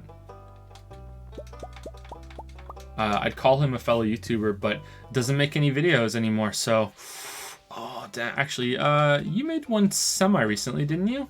I checked out your channel I think last week, and there was a video you made that I hadn't seen. I didn't see this come out. It was about Wii games, and I was like, oh shit! And I watched it. It was pretty good. I was like, damn! How did I not see this? Pretty good video.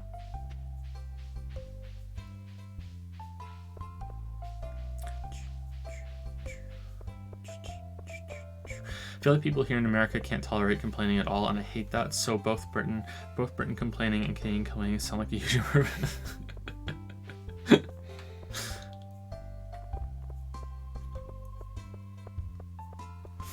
Did you hate the way Witcher 3 would put fetch quests right before the ending of each act? What? Did it?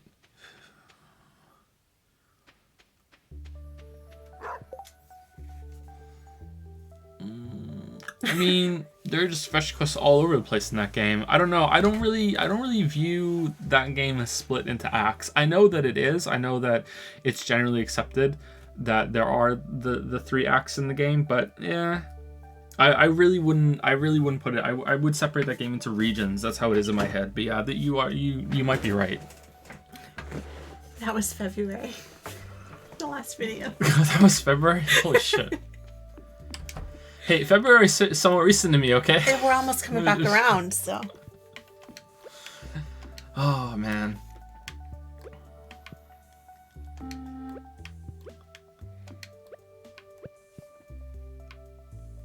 Oh, someone's asking about the bedbug story. The bedbug story? What do you want to know about the bedbug story? Or was that some other story? No, that was this one.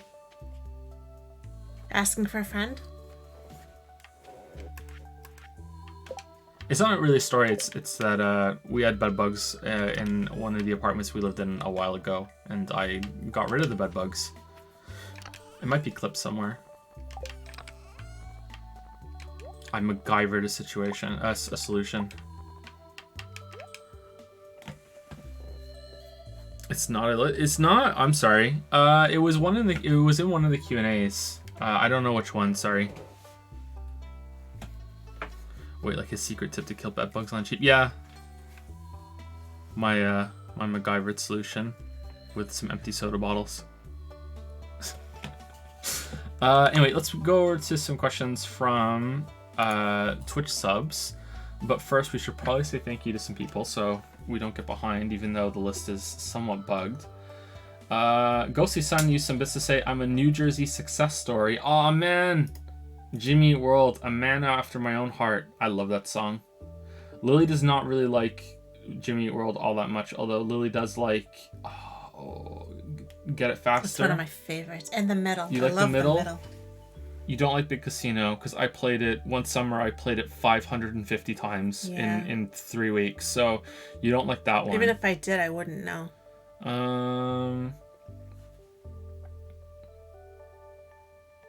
Do you like the I'm Not Alone because the TV's on? Do you like that one? I'm not alone because the TV's on, yeah. I actually really like that line. Yeah, I like that line too, because I used to think that when I was a kid and I was home alone. I used to be scared. It's a really good line. Yeah, I like Jimmy Eat World. I don't love them as much as you do, but I do like them quite a bit. I really like Jimmy Eat World. And Get It Faster. I love that song. That's a great song. It's probably their best song. Ralph was using this to say, did you hear about that murder where someone was killed with luggage? It was a briefcase. Thank you, Neverblade XL, for the new sub with Prime. Sorry, that was about 20 minutes ago. Welcome to Prime Time. Welcome to the pickle jar. Thank you, Neverblade XL. Thank you, AWSO1000, or also 1000, for gifting a sub to Sibolins or Sibolins. What do you think? Sibolins? Sibolins, I'm going to say.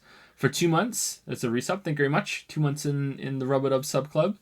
And also 1000 gifted a sub to Sniper Wombat. Interesting name. Welcome to the Rub-a-Dub sub club, Sniper Wombat.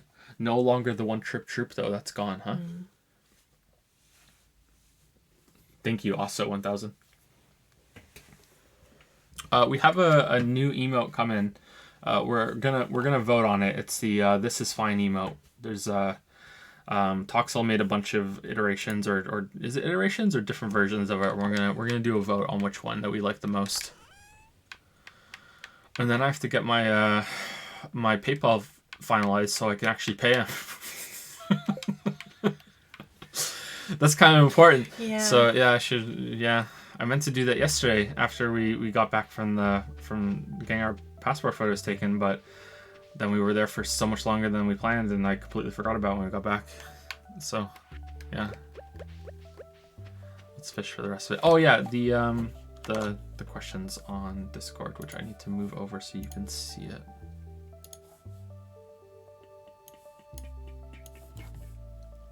I'll listen to Get It Faster now, damn. Who was next? Remember we did Firebug, We did right? Firebug. Did we do Jonah? I don't No. think so. Okay, so the next person is Jonah. All right.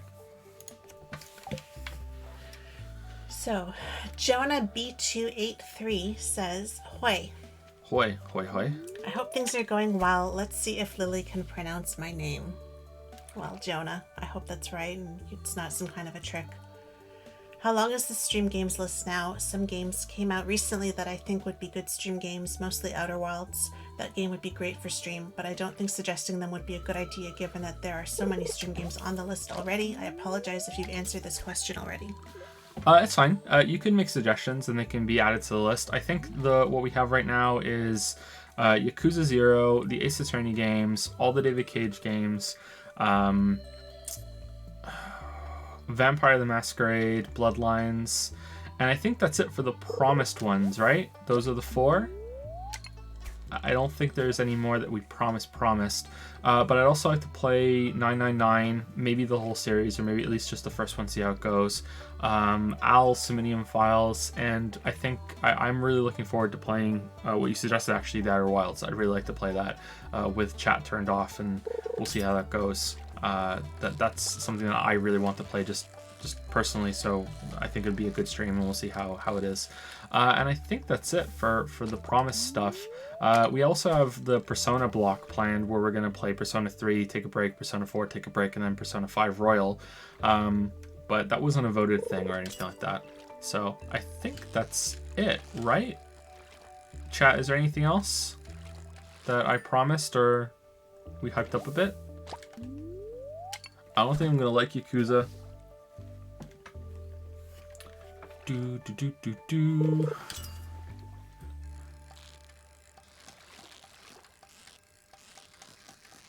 The Last Campfire? I've never heard of that, sorry. Made by Hello Games. What stream do you think this is? 999 and AI are pretty self-contained. The sequels to 999, not as much. Yeah, I've heard some mixed things about 999, but I guess it'll be okay. I'm just worried I'm going to have some brainlet moments during 999, and chat are going to be big meanies. Puzzle games don't usually do all that well on stream.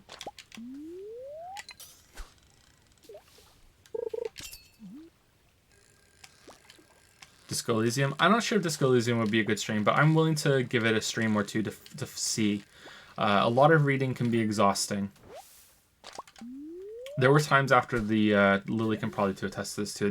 There were times after the Danganronpa streams where I would just go upstairs, because I was streaming in the basement for those. I would just go upstairs and I would just slump down in the armchair and just look dead for like hours. It was just like a lot of recovery for those ones. I would just be like, fuck. Just fucked for the rest of the night. The adrenaline would just come out of me after it was done, and I would just, like, my eyes would just hurt so much after the Danganronpa streams because of all the reading. Ghost Trick. I don't know how to get Ghost Trick working, but I would be interested in playing it, and I've completely forgotten everything that Mathematosis said about it in his video, so that would be a fresh experience for me.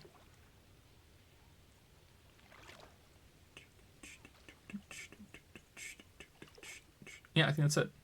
Did Jonah have anything else, or is that it? That's it. Damn. Well, thanks, Jonah. Pretty easy question. He says as he probably forgot one. We're going to play, yeah, someone's saying Star Wars. We're going to play Star Wars next week, but I don't know if we're going to finish it. We'll play it for maybe a week, and we'll see how it goes.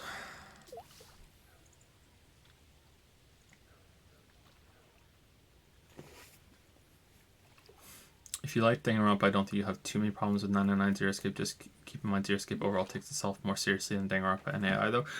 It's not so much the story and everything that I feel like I'm gonna sync with that, and I'll enjoy it from the concept. I'm not sure if it's gonna be like, you know, favorite story ever or anything like that. But the puzzles in it, I think sometimes puzzles can have moon logic and I can overthink them very easily, or they have a stipulation that they don't really clarify. There was a puzzle in Silent Hill 2 that I was stuck on for a while that was really dumb when I find out the answer, and I was pretty mad at it. But it was just kind of like, I don't give a shit. I can't do. I remember that I was really tired that day. I was like, I'm not arguing with chat about this today. But if that happens a lot, then it can be exhausting and really frustrating. So we'll see. And then there was a Zero Escape room in sorry, not Zero Escape. There was an escape room in Danganronpa 2 that had a puzzle that I just did not understand. And then it was something to do with binary, and then chat was like, you don't know what binary is? I'm like, I know what binary is, I just don't know this implementation of binary. Like, how can you be alive in 2019 and not know what binary is, right? But that doesn't mean I know every single implementation of binary. That's been one of the frustrating things looking back about Danganronpa 2. The Danganronpa 2 escape room is harder than anything in Zero Escape. Was it really? I guess it's fine if it is, because Nagito can just tell you the answer, right? But yeah.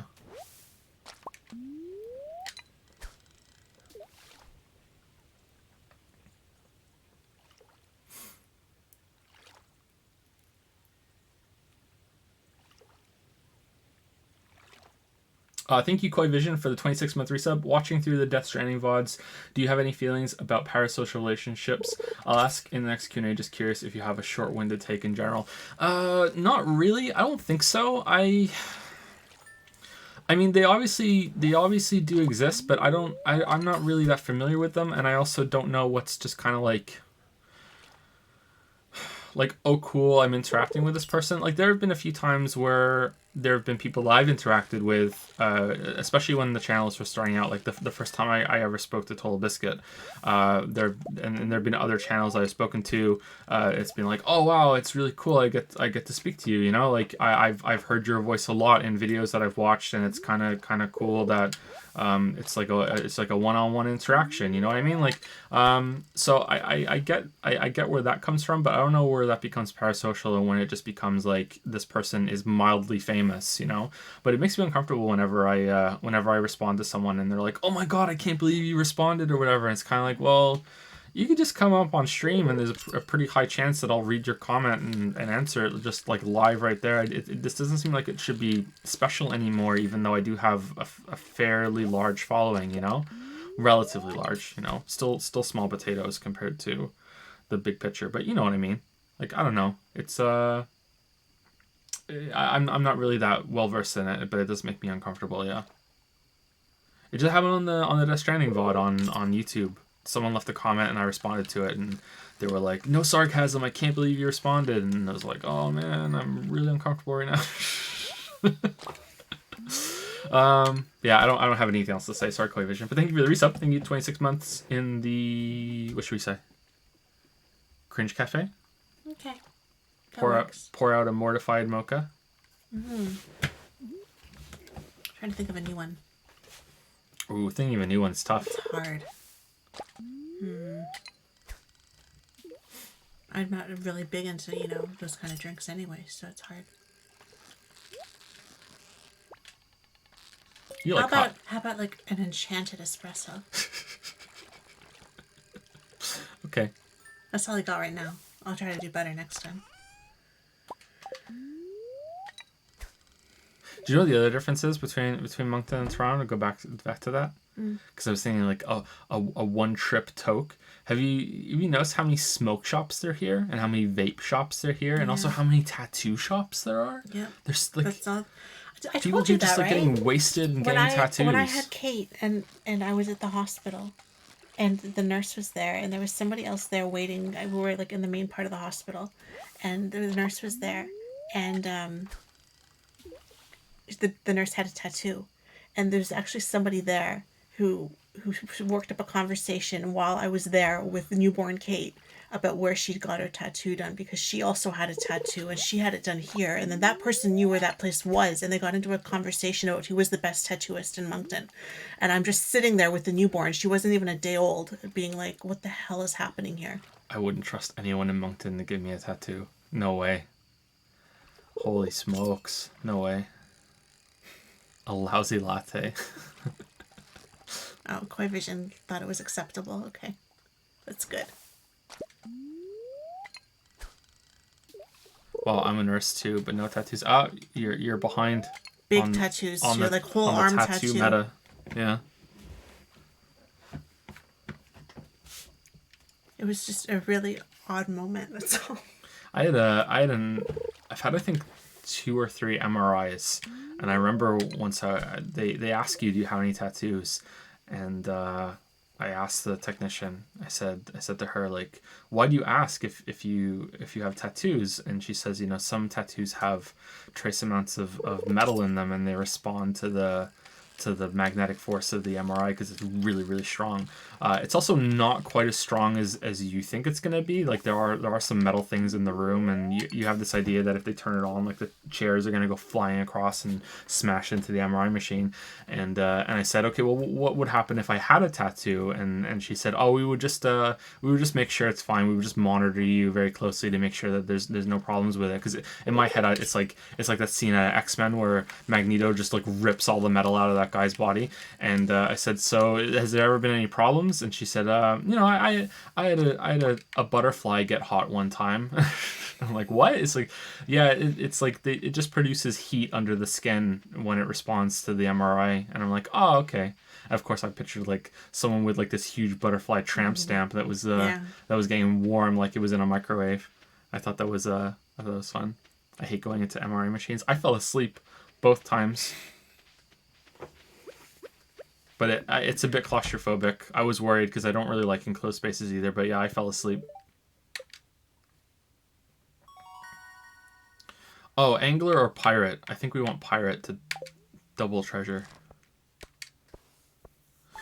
Have you ever played Pikmin? I remember it as amazing, but for me it was my bonding time with Dad, so I'm probably seeing it through rose-tinted glasses. I played Pikmin 1 and 2. I finished the first one. I really enjoyed it. I thought it was cool. I was really enjoying Pikmin 2, but then I got into one of their roguelike dungeons, which is like, what the hell is this?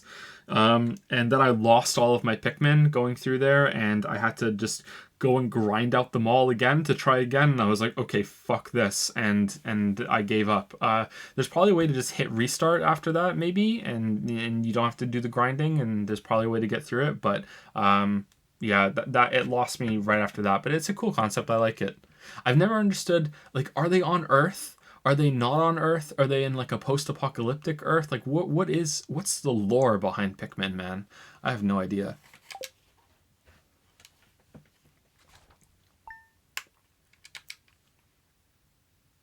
But it's a cool idea. I've never played Pikmin 3.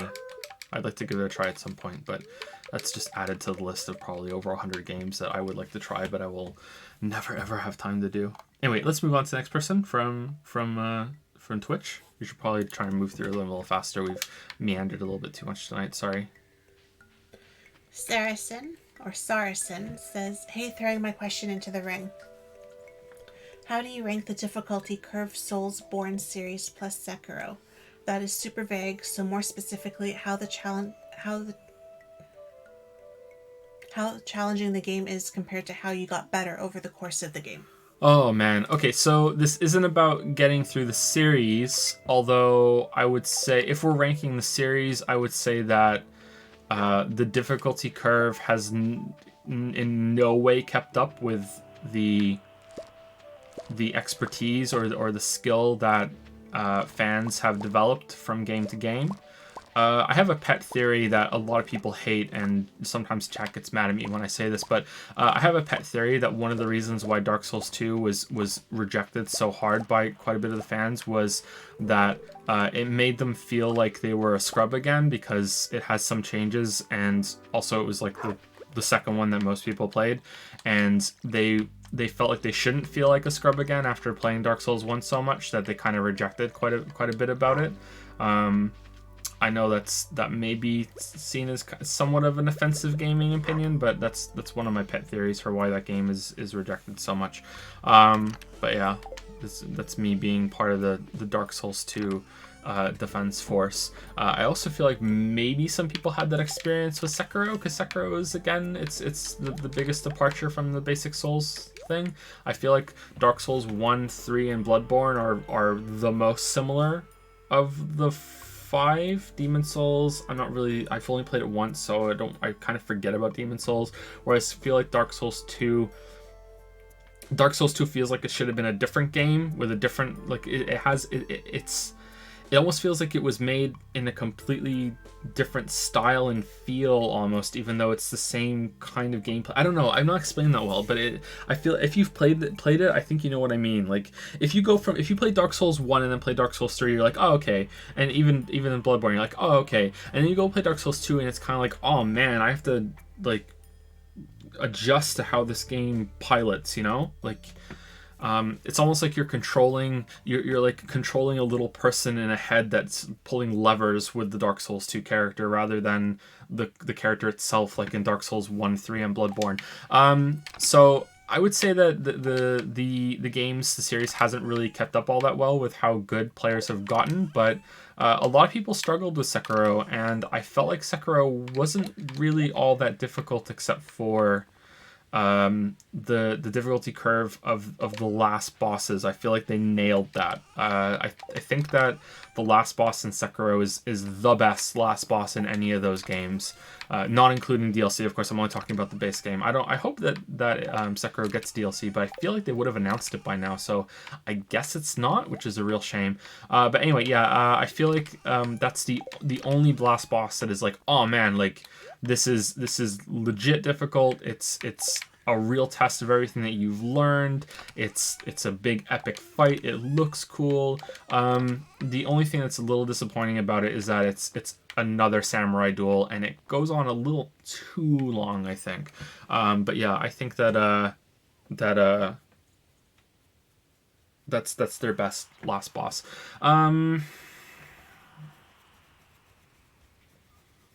I'm trying to think from the Sekiro script, because obviously the Sekiro video isn't out, but it's written.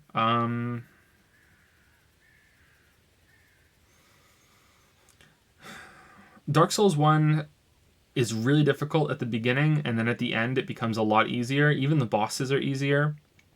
I think that Gwyn is fairly difficult actually. If you don't know how to parry, Gwyn is actually quite a struggle. But I don't know how to experience that because it's just, block and parry was pretty much it for me at that point. I would be curious to see.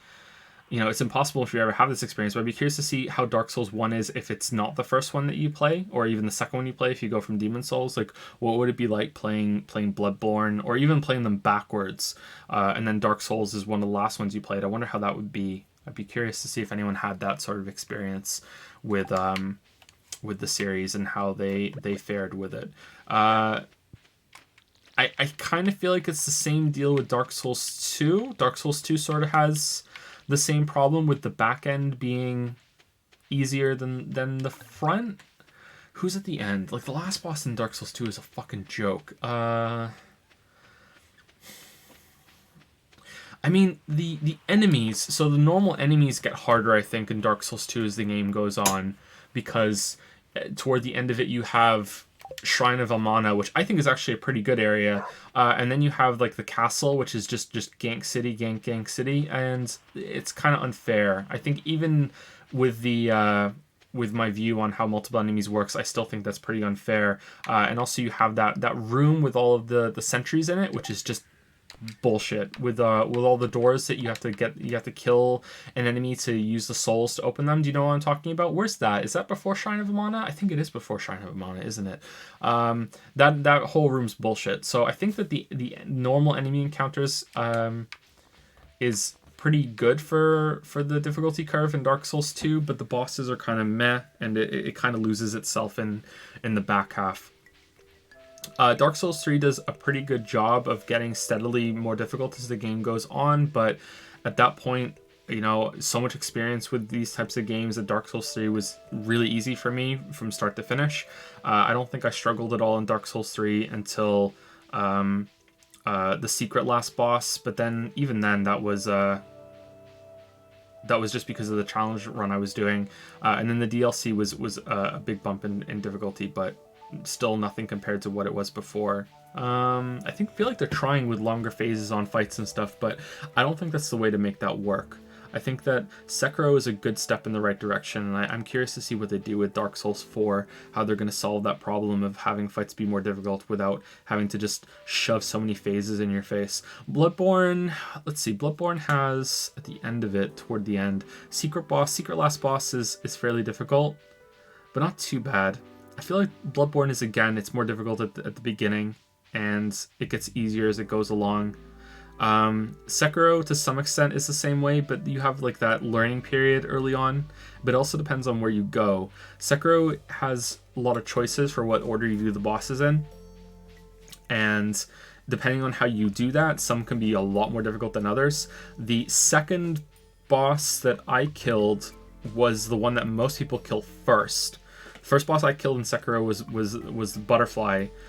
Second boss was the horse boss, and then the third boss I killed was the monk. So, like, I went on a really long, weird-ass route journey in Sekiro, and because of that, pretty much everything after the monk was just a fucking raffle stomp joke until the end, and then it was like, oh, okay, cool.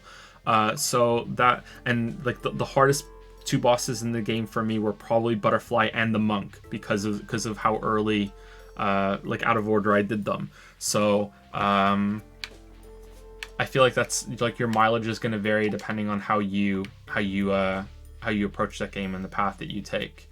Oh, man, I hope Sekiro gets some DLC. I really enjoyed Sekiro.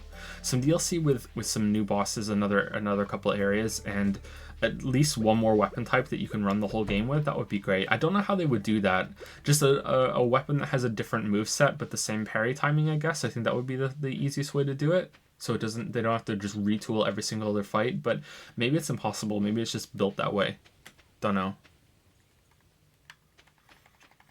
I finished Genichiro first and then the Butterfly, which made Butterfly very easy. Yeah, I played that game a lot, and I did a route where I did that, and Butterfly is just a pushover when you have when you've leveled up. And yeah, I feel that despite it being the game that has obfuscated leveling to this, like, away from the normal way that leveling works in those games. It's the biggest departure from that leveling system. Leveling matters the most in Sekiro compared to any of the other ones. It has the biggest amount of returns, and it has the biggest like impact. So yeah, it's really important, and I kind of hate that. I wish that there was a way to play that without having to rely on it.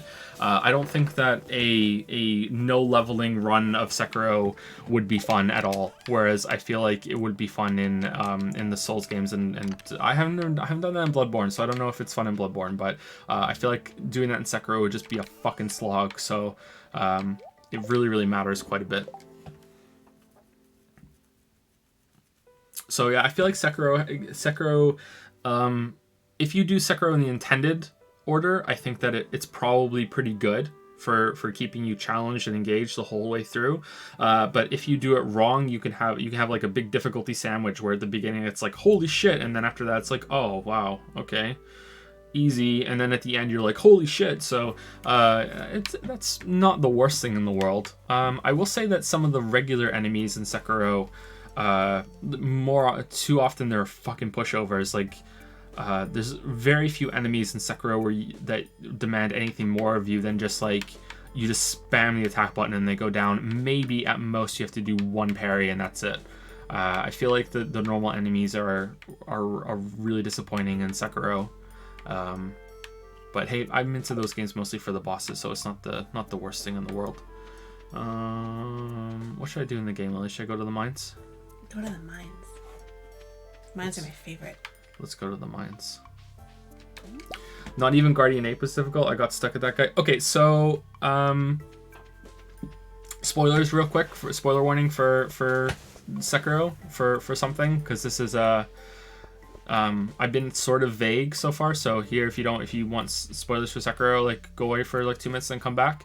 1, 2, 3, 4, 5. So Guardian Ape, I didn't struggle with much at all. I mean, I didn't one-shot it, but I killed it pretty fast, and that fight is just amazing. However, because of the route that I took, I didn't have to fight. I didn't see the rematch of Guardian Ape, which also means that I went into the last phase of the game.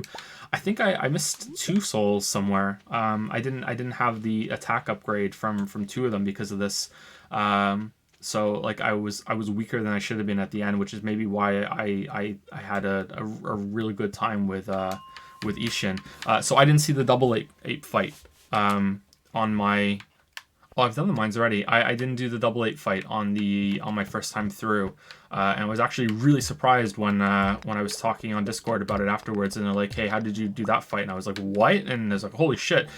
So on my other playthroughs, I did see that, and that one's fairly tough. However, it's fairly well balanced actually. You can, in kind of a bullshit way that kind of breaks your immersion. Oh no, that the second ape will only attack you when the first ape is doing certain attacks. So they definitely were very aware of the multiple enemy problem that those games can have with attacks layering over each other. So you can get into this flow of the battle where you can just like bait the ape into a certain attack pattern and then get some free cheap hits in, which I tried not to do because it felt kind of cheap, but yeah, you can do that, and it's all right. It's not quite as bullshit as I was expecting it to be, and it's not quite as bullshit as I initially thought it was when I first playing it. I was like, okay, this fucking sucks, because I was trying to rush them down, and I was like, oh, okay, it's not too bad. But yeah, not my favorite fight in the game because it's still kind of, you have to, there's waiting. So, not the best. And that's it. I think that's all I can say about those games. I hope that's the kind of answer that you were looking for, Saracen. I'm not sure, but I think so. Hopefully that's the kind of thing that you wanted.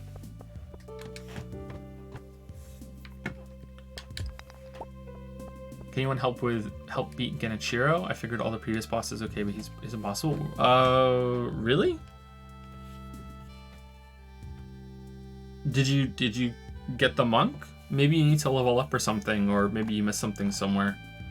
Genichiro isn't too bad.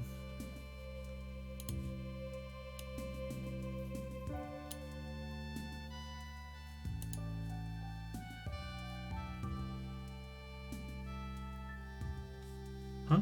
The music? Yeah. Yeah, it's coming from the headset over there. It started. Sounds different. It sounds different. Sounds like bagpipey. I don't know. Maybe I have different music than you. That's weird. Warsip says, hey, Joe and Lily. A couple of quick ones. Have you ever felt very reluctant to finish a game after a long break because you felt rusty? For example, I never finished the final boss in Sekiro, and every time I wanted to, I realized that I would need to learn how to play it again to some extent. It became this weird cycle of postponing the fight every time because it's been so long, despite knowing that the longer I wait, the more difficult it will become. I can't think of anything like that. I'm sure it has happened, and I ended up just going back and playing the whole game again. The closest thing I can think of is recently with Celeste, where I didn't want to play the new chapter on stream because I hadn't played it in so long that I was rusty, and I felt like going into that would be like a really bad experience because I'm not going to remember how to play that game. And then I was like, oh, fuck it, let's just do it. And it went okay. There was a period of relearning and the controls felt a little awkward. Any game that has really precise controls like that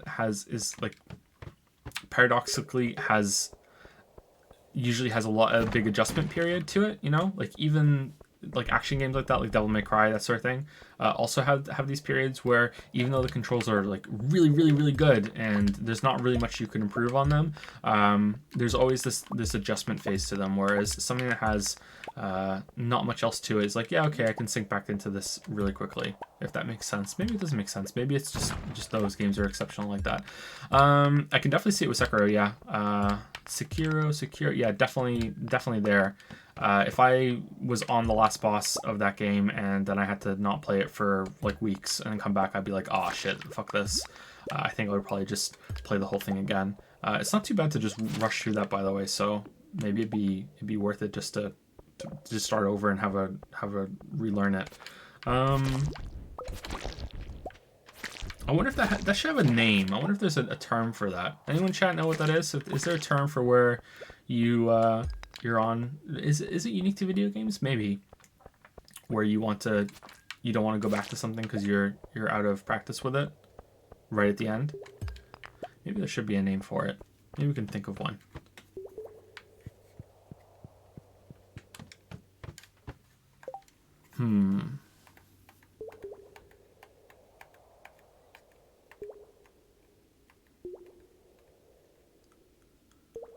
I'm trying to think of another game that's been like that for me.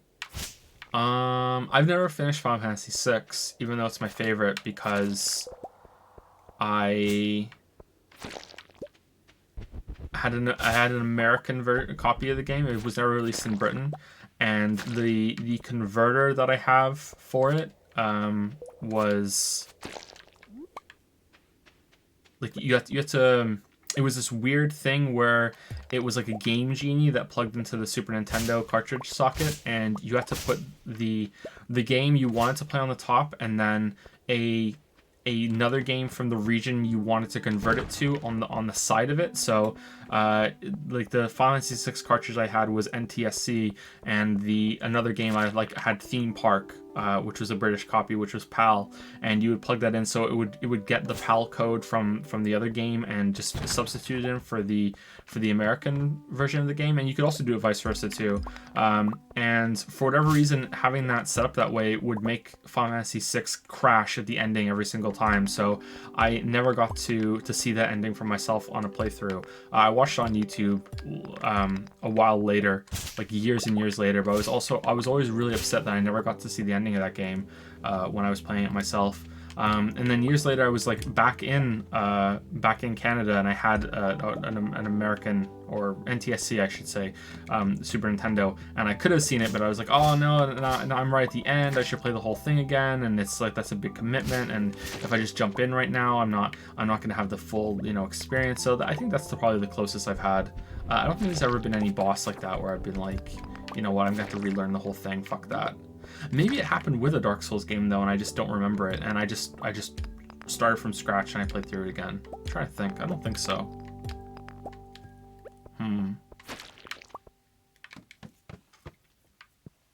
No, I don't think so.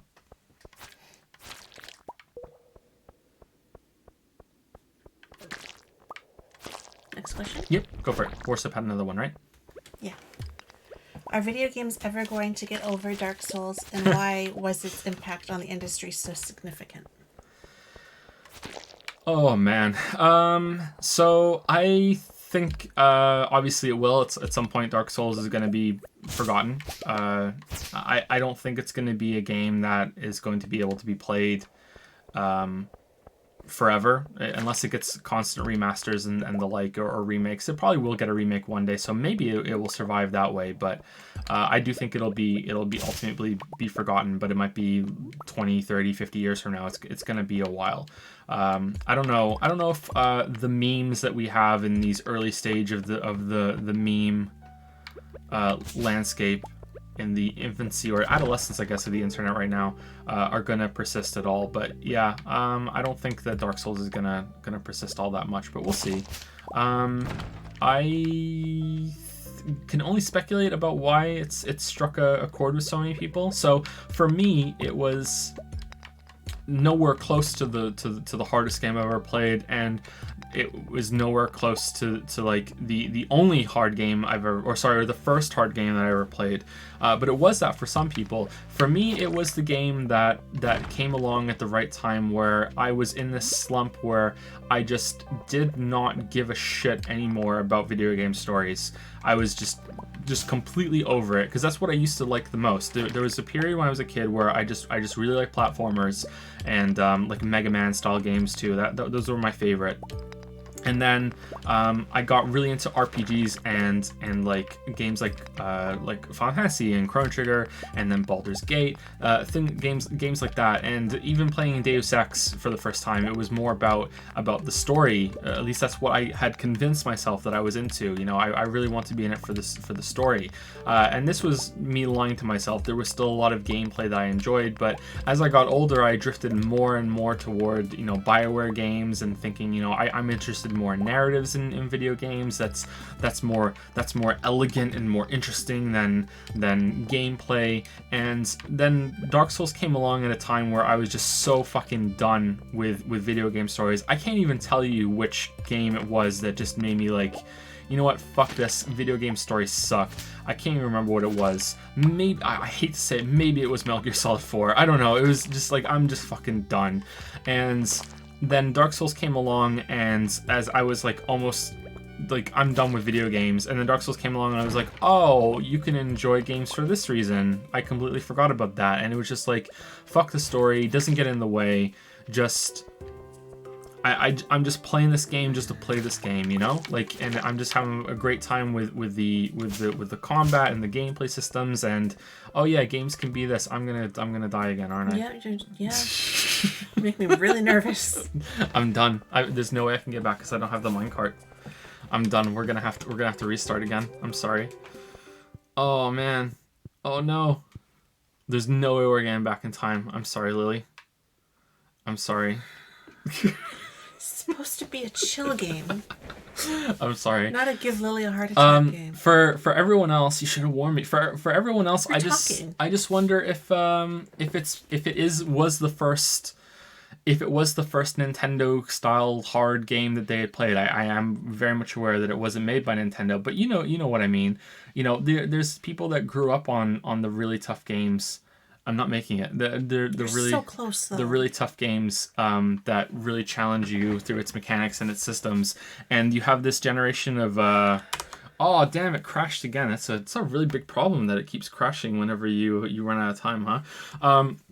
And I just wonder if there was this generation of game players when they. What generation would it be? Would it be like they first started playing games on the PlayStation 3? Like that area, or maybe just a little bit before that, where like there was no real game that really challenged them, that really pushed them to be like, hey, are you going to, like, you really have to sit here and you have to learn this fucking thing, like, we're not going to hold your hand. Even though Dark Souls does do a fairly good job at teaching you, but we're not going to hold your hand. We're not going to do any of this fucking like like over tutorial bullshit. There's not going to be this story that you can fall back on to talk about your experience with it. Like, no, this is just like you have to fucking conquer this game, like an old kind of NES, early Super Nintendo game. You know what I mean? And I think for them that was the first time that happened to those gamers, and to some extent, and I hate to say this because I think it's fine. Those gaming journalists, you know, that was the first time that they had the really great gaming experience of the game just saying, no, fuck you. Like, you have to prove that you can do this. And I think that's one of the best things that games can do. And it's really important, and it's one of my favorite things. So like they got to experience that, and it just stuck in their mind. And that's why it's like Dark Souls for so many things, you know, because when a game does that, it makes them think of Dark Souls. And I think it's a great thing. I think that those people getting to experience that, it's great. I'm really happy for them that they got that experience. Like, genuinely, like, it's really, really good. And I don't think it should be something that they get made fun of for, you know, like, oh, you didn't experience this before now, what the fuck? It's like, okay, well, so they didn't get to experience it. Who gives a shit? They didn't get to experience it. It's not crime, you know? I guess it could be argued that, you know, if they're going to talk about games, then they should have played more games before that, but how can you prove it? And there was that kind of dark area in the dark ages of that console generation where games didn't really push that much, and Dark Souls can be seen as leading the charge of games returning to that sort of thing. Like, yeah, I don't know. I think that's why it's important, and I do think we'll get over it, and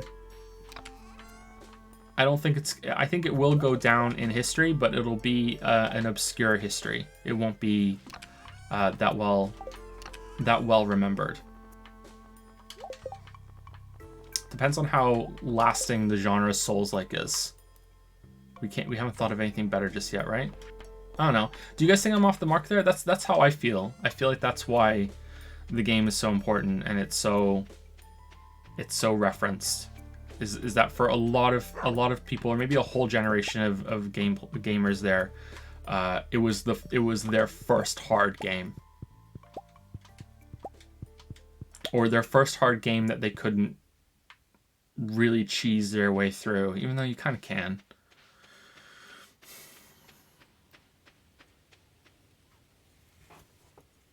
Honestly, Hollow Knight was the first time that happened to me. Even after playing Dark Souls 3, I didn't feel that beating the Colosseum of Fools was goddamn euphoric compared to Soul Cinder. Really? Hollow Knight was that difficult for you? I've been told that this is gonna sound like a brag, and I'm sorry, I really don't mean it that way. I'm aware that I am above average in platformers, but as a gamer overall, I feel like I'm just about average at games, period. But I've been told that I am just too good at Hollow Knight to properly judge it, or to fairly judge it. That I should just, when it comes to like judging the difficulty and the feeling of that part of that game, that I should just like bluntly just shut the fuck up. Like, I can't speak for any amount of people that's worth representing, but I don't know, like, Hollow Knight wasn't that tough for me, but maybe, I don't know. We never took the yam, Lily. No. You have one now? We never took, I don't think we took the yam. Maybe we made one.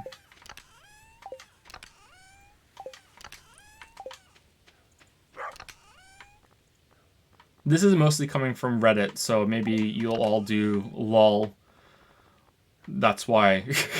But yeah, I saw that a lot on Reddit of, you know, like, I shouldn't talk about the difficulty or the pacing or anything to do with Hollow Knight because I'm too good at it.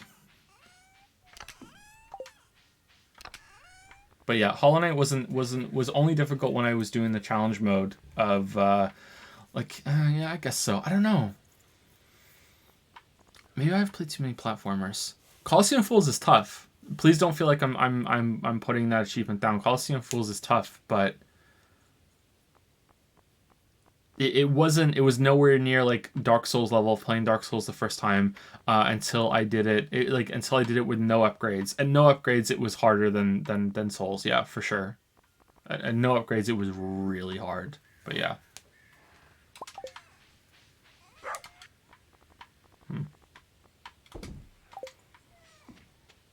Okay, I think that's all I can say about Souls and why its impact on the industry is so significant.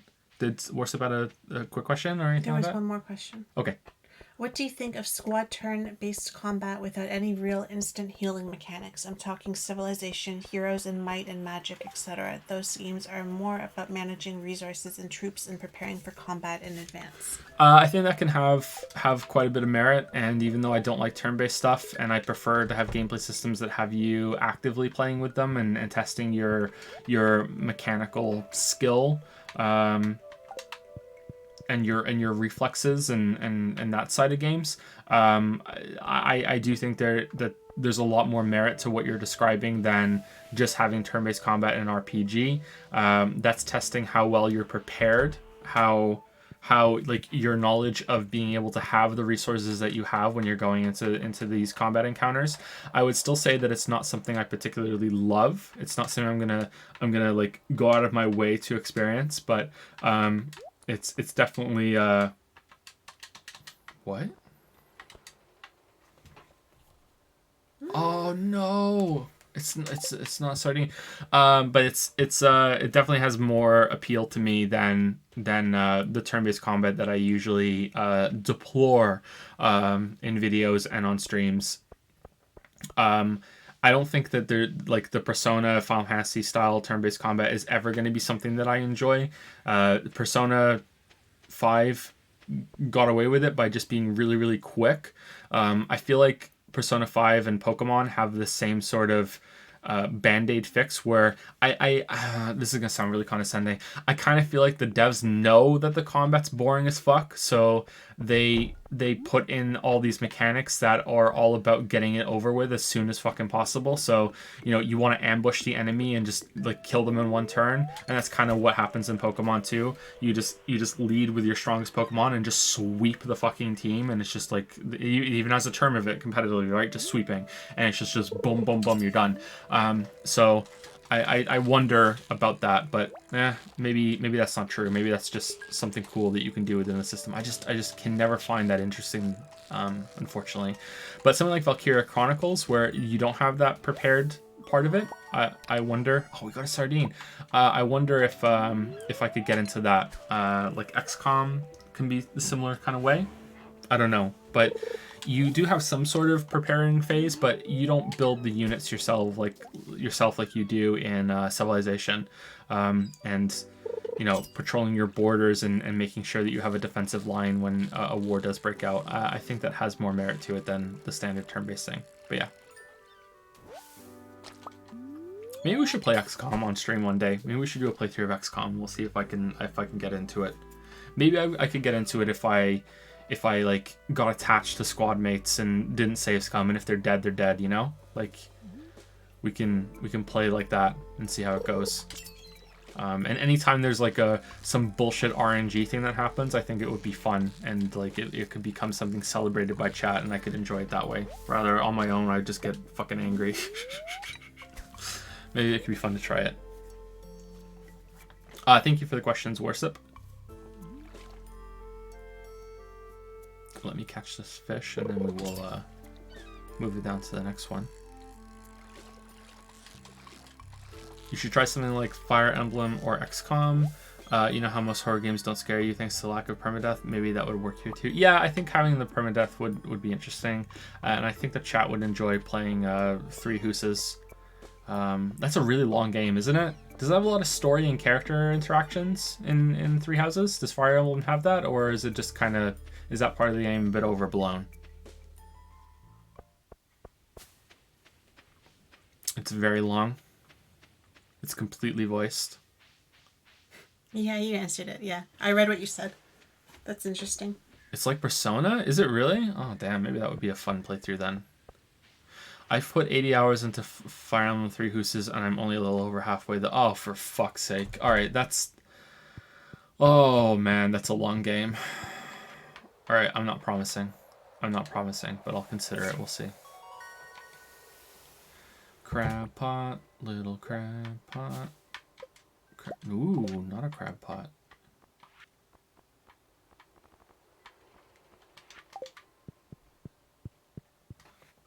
Going on the list. Okay, so do you want to continue with Twitch or do you want to go back over to Patreon? Both of them are quite long for reading. You want to do one more here and then go back? Sure. I have to scroll this down for you or I can make it larger. If the person who is asking for homework help is still here and is getting distracted, by taking a break for hopefully, like 10 minutes and then it turns into an hour, set an alarm. Set an alarm and go take your break. And when the alarm goes off, you're done. And then you do your time and then you set your new alarm. And then when that time goes off, you get your break. You set an alarm for that time. So you're just setting alarms for work time and for break time.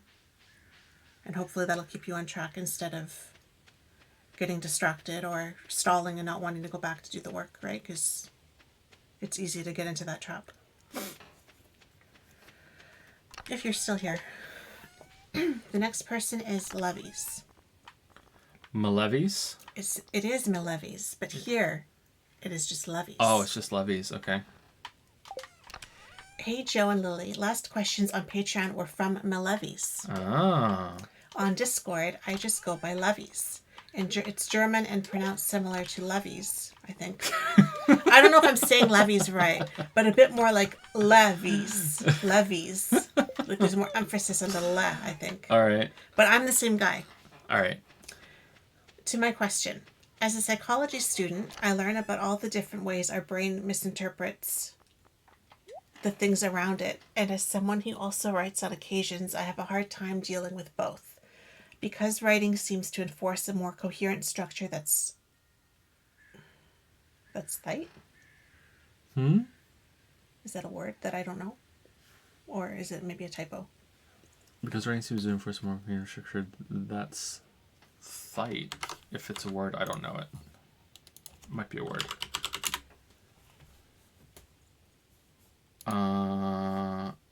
Some girl who looks proper tight downstairs but has some banging thighs. Yeah, she's tight as fuck. Alright, cool. Okay. Where am I? Hold on, I lost my spot. It's tight. It's meant to be tight, yeah.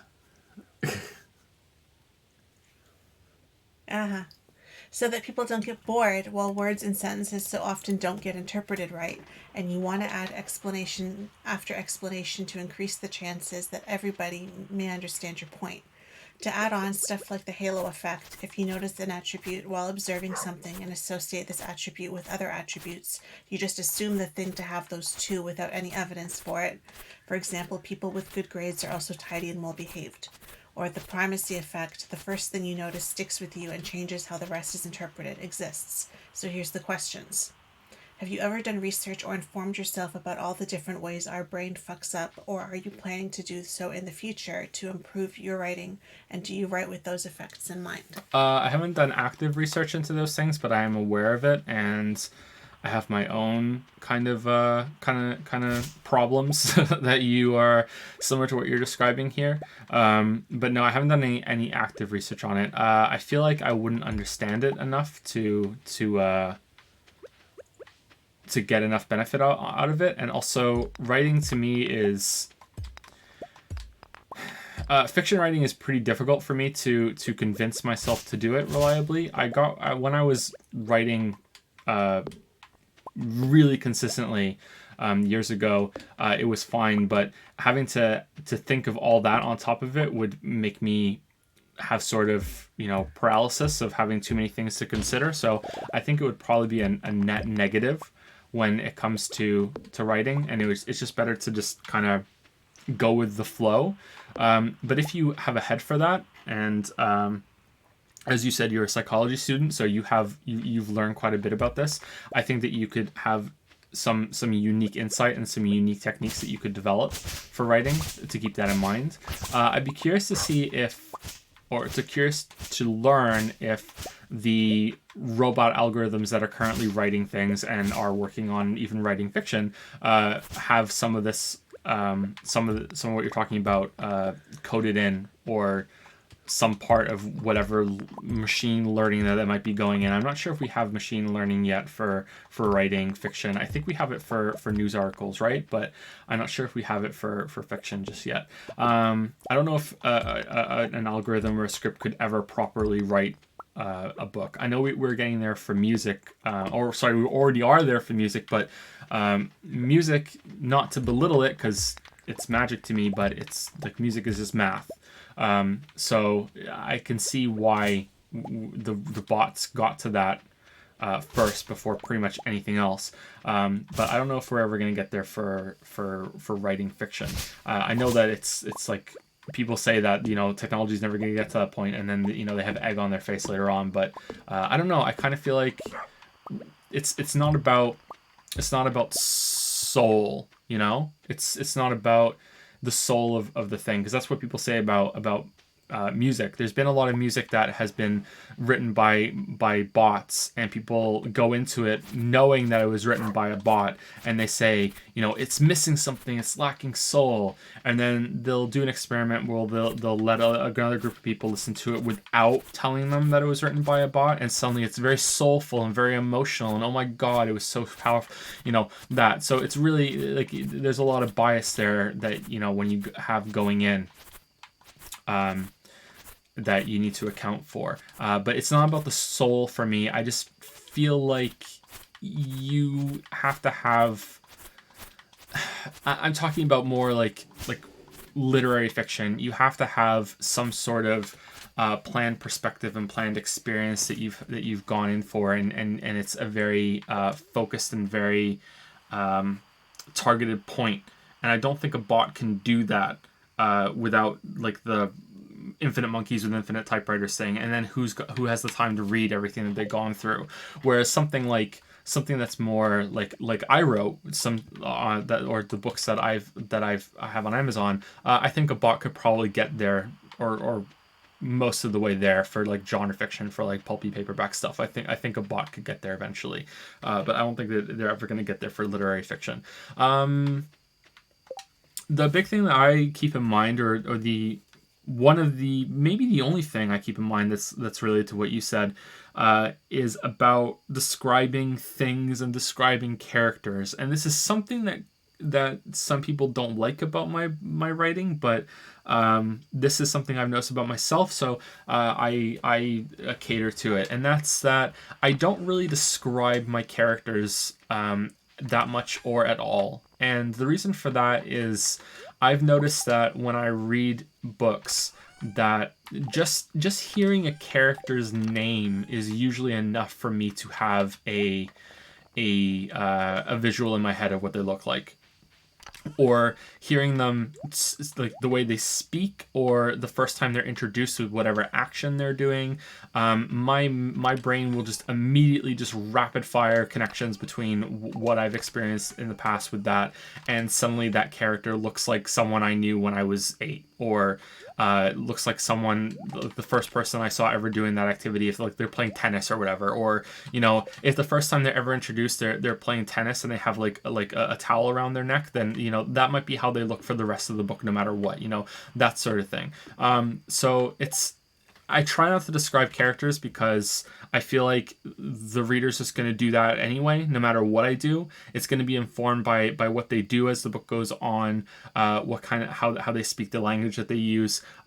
So I just don't bother. And there have been times when I'm reading a book where a character hasn't been described for a while, and then on like 200 pages later, they will be described, and I will be like, well, they don't look like that at all to me, fuck you, book, you know, and I'll just forget, and I'll just ignore that part, and they'll just continue looking how I imagine them in my head, for the most part.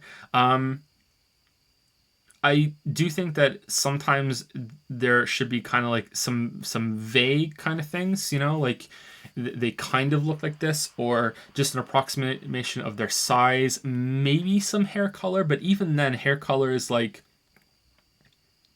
it's pretty set, like if I'm imagining a character as brunette and then it comes out as blonde, I'm probably just gonna just gloss right past that, and they're just gonna stay brunette unless it's really important to the story. Like, there was a character that I wrote that has blonde hair, and it's somewhat important that they have blonde hair, because it's in the future, and naturally blonde hair is like super dupes rare, like that sort of thing. But like even then, it's kind of like, yeah, I'll just have my own kind of view, and there's no getting past that. So yeah, I feel like that's somewhat related to what you're saying, like the first association that you have, and that's it. Like there's no getting past that. But yeah, I find that it's also somewhat of a waste of time to describe settings in details too.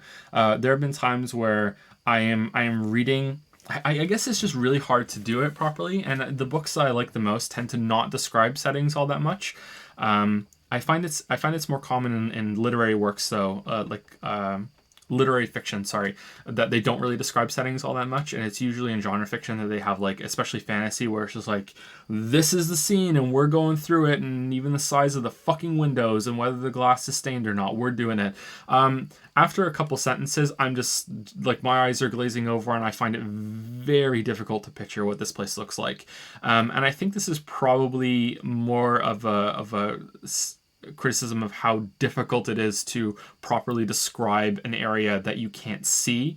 It's sort of like describing a painting, and I don't think you could ever really get to the point where you could accurately describe a painting, that it recreates what it is to look at it. So I kind of feel like it's a waste of fucking time when an author will go to great lengths to set the scene like that.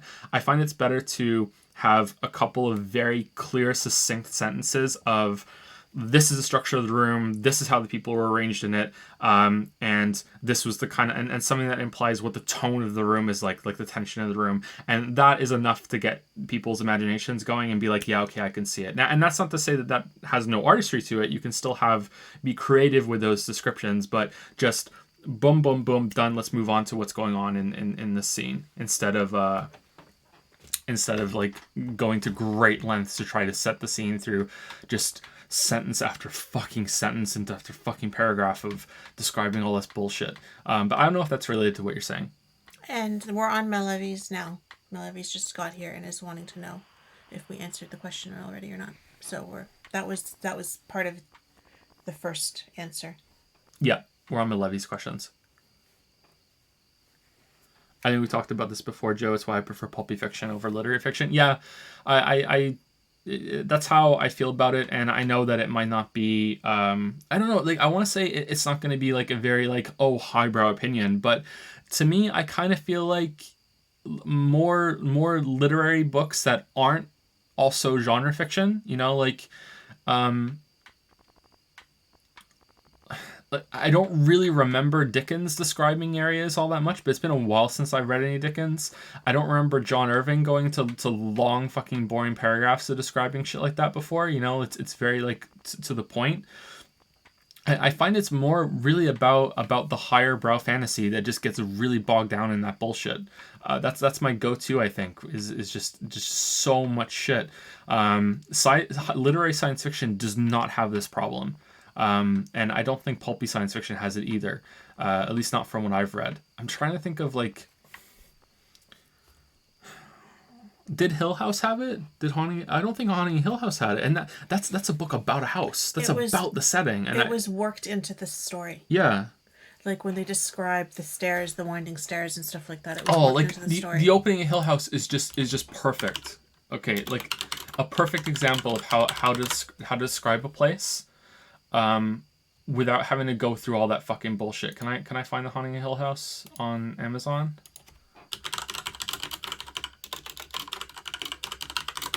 The book is probably in this room, and I'm like fucking going. I think I put it back on the shelf. Actually, it's in my bedroom.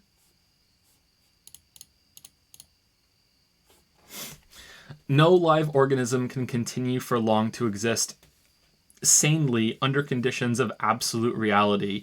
Even larks and katydids are supposed by some to dream. Hill House, not sane. Oh, it's such a good fucking... Oh, man. Hill House, not sane, stood by itself against its hills, holding darkness within. It had stood so for 80 years and might stand for 80 more. Within, walls continued upright, bricks met neatly, floors were firm, and doors were sensibly shut. Silence lay steadily against the wood and stone of Hill House, and whatever walked there walked alone. Done. That's Right. it. Now we're on characters in the next paragraph. That's it. Done. Like that's like George R. R. Martin would look at that and have an aneurysm. Like, what's go? Keep going. You know what I mean? Like, it's done. You know what I mean? Like, that's perfect.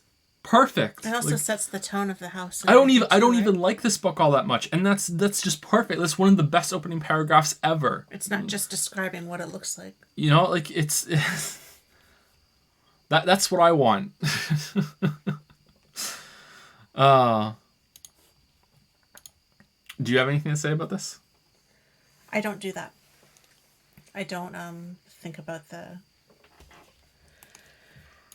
way our brain interprets or I like to put Would you agree it would kind of make you second guess what you're doing, and it would probably end up being a detriment rather than a benefit? probably, unless maybe if I had written like a lot of books, like a lot of books, and I was looking for something to kind of challenge myself in a new way, then maybe I would try to. Well. I got the Seed Maker, your favorite. I like the Seed Maker. Anyway, sorry, go ahead. Then maybe it would be like a new way of challenging, you know, like how you try to like push yourself further with each book that you write to go into like a little bit of different ground.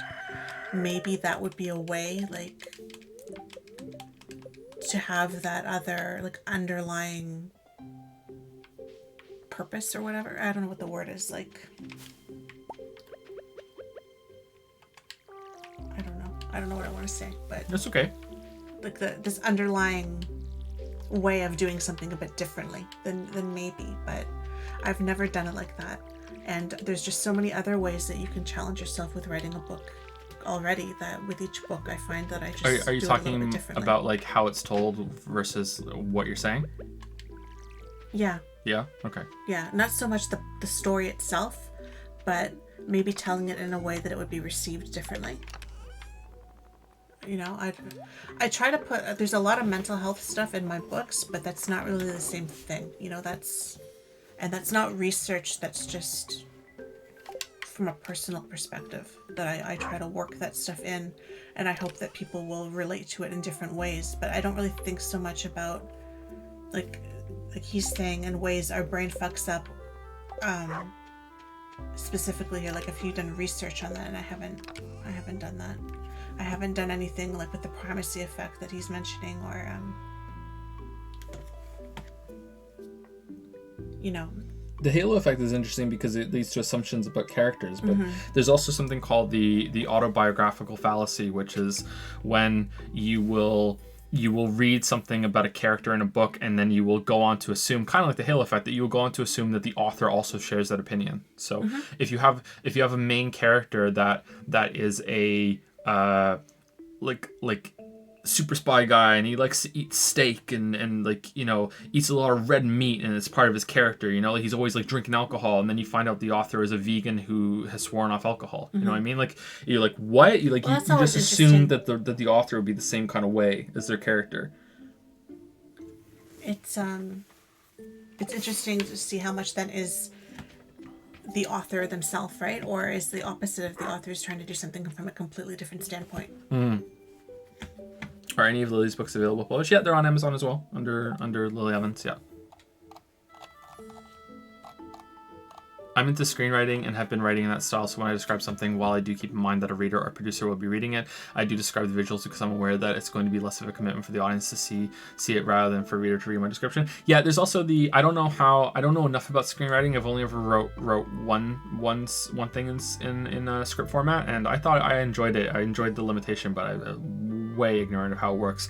But you also have to keep in mind that if this is going to be produced, it has to be viable. You know, like what's it going to look like? Is that important? Is it not important? So yeah, it's I think that's different. I do feel a little bit more than you're very against describing characters and stuff. I do describe my characters.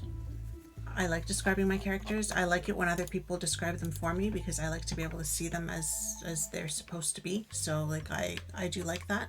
But I also try when I do it not to go on for too long about it. It's usually like a sentence or two here and there. And if I can work it into the story itself, then I will. So like I don't know if you remember like the Hollingsford murders where Rachel's a blonde, and I say that Rachel's a blonde because she doesn't want to have the same hair color as her mother. Like she's intentionally dyes her hair so she doesn't look like her mother.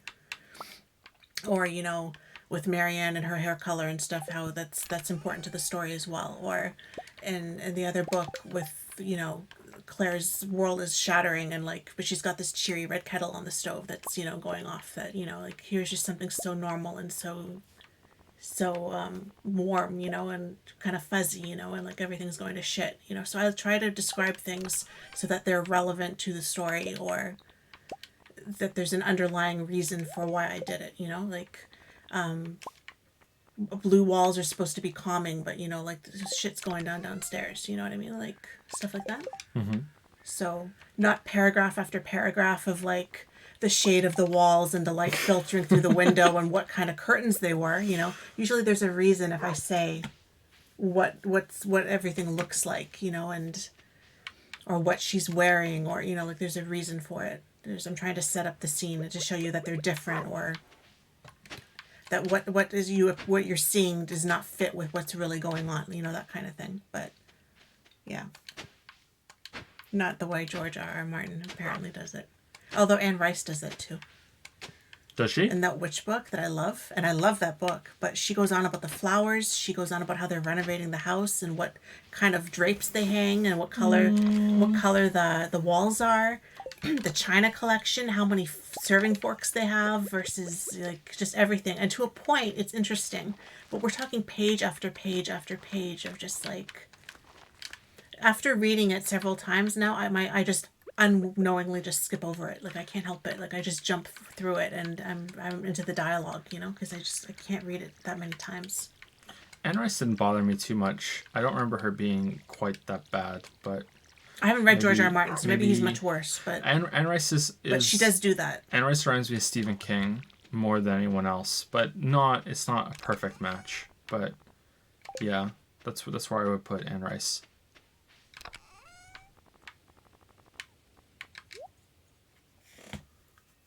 Anyway, let's move on to Malevi's second question. Where do you cut the line? How much effort are you willing to put in so that everybody understands? Or is it okay that some people may just not get where you're coming from? Oh, man.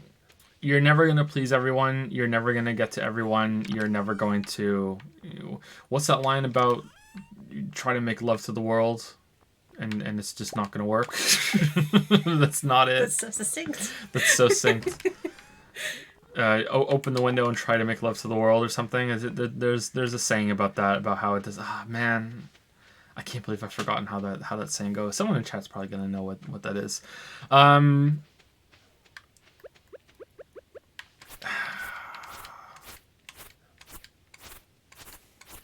I agree. You're not going to reach everybody, and everybody's experience and things that they've read and things that have happened to them are going to color their experience too.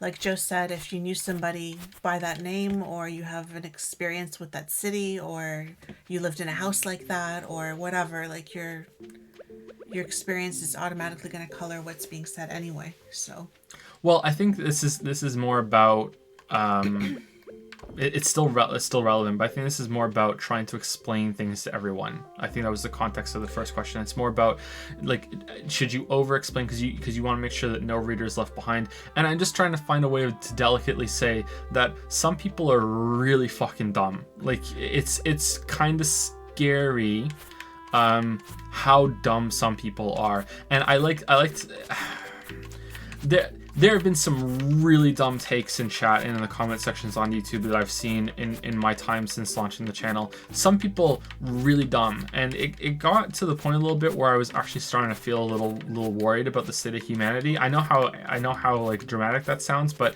like I got to the point where I was just starting to think that most of them were trolls, because there's no way that some people can be that fucking dumb, but some people are that dumb, and I feel as though trying to appease people that aren't gonna get it is just a fool's errand, maybe literally. But how much are you possibly gonna weigh down your thing anyway? You're writing Yeah. anyway, and you're gonna change the style of it too. You're gonna change what's being said. You know, if you want to hit home over and over and over again as much as you can so that everyone gets it, what if they missed it the first 3 times, right? But again, if she can tell you 3 times that she's got blonde hair, but if you think she has red hair, then she has red hair, right? Like you just said that. Yeah, if your that's experience true, with yeah. a Jennifer or whatever is different than what I'm telling you Jennifer looks like, then you know, who's gonna win at the end of this? I can tell you every scene, you know, what I think is important, but it doesn't mean it's gonna land with you, you know? So, and you're just weighing it down for everybody else. They're rolling their eyes and they're skipping over that paragraph because they already heard all this. You run out of ways to say the same stuff over and over again, uniquely. And it just brings your whole story down. So no, I don't think you can. I think you do your best and you try to, with your own style, you try to work it into the plot, or you try to make it details that help support your plot or whatever. Or depending on your style, if you want a George R.R. Martin it, fine. But I still don't think George R. Martining it, you're going to reach everybody. I think that you should have a target audience in your head. I hate saying that because I hate seeing that on like literary agency websites. You know, what's your target audience? You know, and so on and so forth. Because you know your target audience is usually going to be whoever the fuck is going to like my work, right? That's true with anything, with music, with videos, anything. But when it comes to like, do you want this to be something that literally anyone can enjoy or everyone can enjoy, or do you want it to be people that are only interested in, if it's a sci-fi story, that are really into hard science fiction? If it's a fantasy thing, are you trying to target people that not just like Lord of the Rings, but really like Silmarillion? You know what I mean? Like, because there's like a huge difference between people who like pulpy fantasy and then like Lord of the Rings and Game of Thrones, and then there's like another cliff that you climb between that to Silmaril. Okay, like if that's your target, then I think you can safely assume that most of your audience is gonna be like, yeah, I get it, if you go over and over and over again explaining things. Whereas if you're on the pulpier side, then maybe you want to appeal more to the lowest common denominator, or whatever the fuck they say. You know what I mean? It's all gonna depend on what your target is and what you want to hit. But in general, I think it's better to think the best of your audience, and I think there have been some times in the past where I've over-explained some things, and I'm trying to appease people, or even like preemptively do kind of rebuttals to people that I think are going to disagree with some points that are contentious, when there's no convincing these types of people, and it's just a waste of time. And that can be a mistake, but sometimes there's still the urge to do it. And there's been some times where I've cut things out like that and I've regretted. The Subnautica video, for example, like I cut out 20 minutes of plot discussion in that video because I didn't think it was necessary, because I was like, okay, people are going to understand what I'm talking about with the coincidences right here. I put them on the screen as I'm talking about them. There's no way this is going to be a contentious point, and it was one of the most contentious points that I've ever put in a video ever.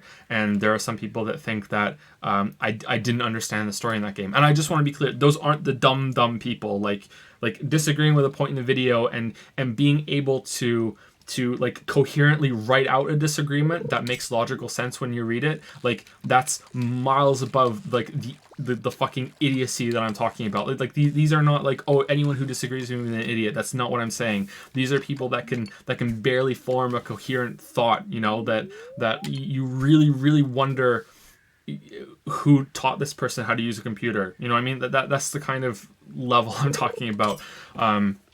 someone from Twitter wandered over to YouTube is what it's. It's even bad for YouTube. Is what I'm talking about. Anyway, let's get away from that.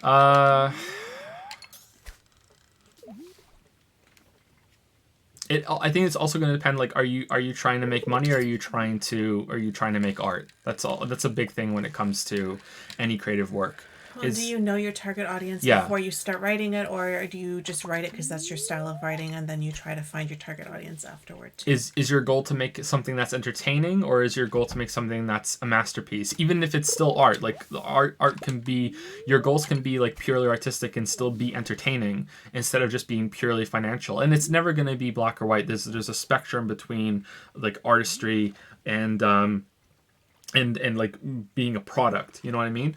Making money. So it's like, what you want, what's your goal there? Like, I think readers are pretty like adept at recognizing, is this supposed to be some big stinking masterpiece that I'm supposed to read multiple times before I even begin to understand it, or is this something that's supposed to be kind of more disposable, entertaining, even if it is still meant to be like a display of artistry? And if that's the case, I think that readers are going to be more keen to put up with some exposition that they might not need, but still needs to be there for some other readers that might not be so quick on the uptake, especially if it's a genre that they don't like. That's another thing too to consider, is that there's genre competency, just like there is in video games when it comes to concepts of genre fiction, you know, not just science fiction and fantasy, but also horror, you know, or horror that leads into fantasy, because genres can kind of get blurry and stuff, right?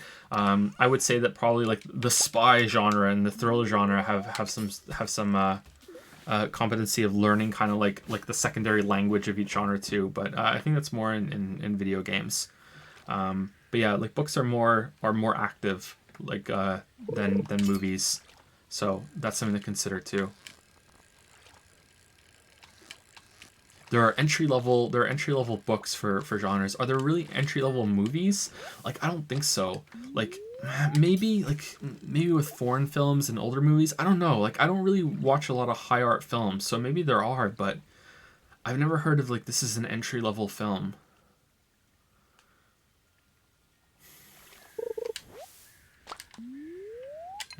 You know, I'm gonna back away from that, because I don't know enough about high art, but I just don't see how, like, you watch a movie, you're gonna have some basic understanding of it no matter what, I think, whereas a book, you might read it and just be like lost the whole entire time because of the active versus passive.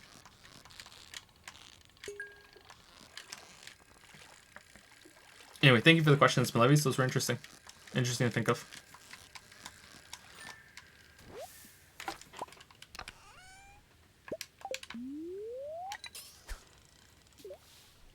Should we go back over to Patreon now? Yeah. You getting tired? A little.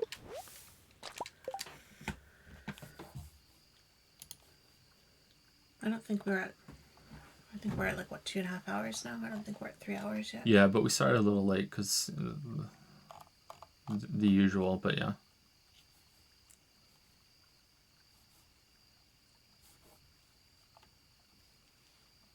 Okay, so this is Jack S. And I'm going to just... There you go. Now the whole thing is on the page. There we are. Greetings, Joseph of Rivia and Lily of Canada. Thank you, Jack S. Hope both yourselves and the kids are doing well. Thank you for answering my questions last Q&A regarding media representation and parent bonding. Apologies for those being questions. Oh, sorry, there's a break there. That was the end of the sentence. Apologies for those being questions that may have made you feel uncomfortable. Was never my intention. However, with this being said, we'll keep these questions a little bit easier to answer. Question 1. So I completed Dark Souls Remastered and Dark Souls 3 this year for the first time in a while. I have only ever done one playthrough of each of the games when all the DLC was out, due to wanting to just complete in one sitting rather than waiting for the DLC. So when the original Dark Souls launched, I waited for the Prepare to Die edition on PC, and with Dark Souls 3 I waited for the 2 expansions to release. Dark Souls 1 being the obvious love child of world design in the first half, and Dark Souls 3 being the final entry into what is a great franchise. But one thing I noticed throughout my time with both games is the ease in which I played through them. Every boss I killed on the first try or second try. I only ever got killed when a group of mobs attacked me and I couldn't do anything to react. I know with Hollow Knight I had a similar experience of this difficulty.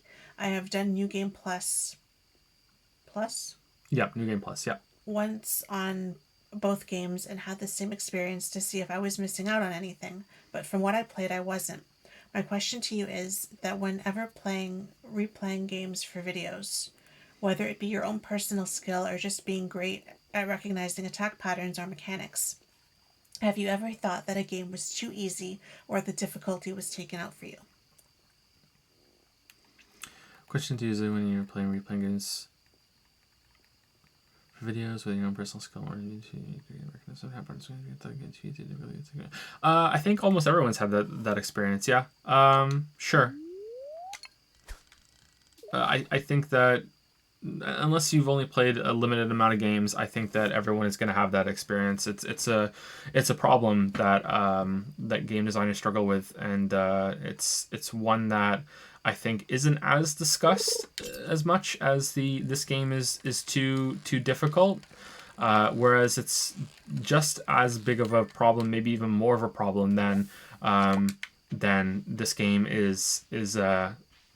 So it being too easy is as big, if not a bigger problem than the game is too difficult. I think that what makes it stick out more when the game is too difficult for you is that it's the game is pretty much forcing you to stop playing it, whereas when it's too easy, it's a decision that you make to stop playing it, so it doesn't stick out as much of a big of a problem.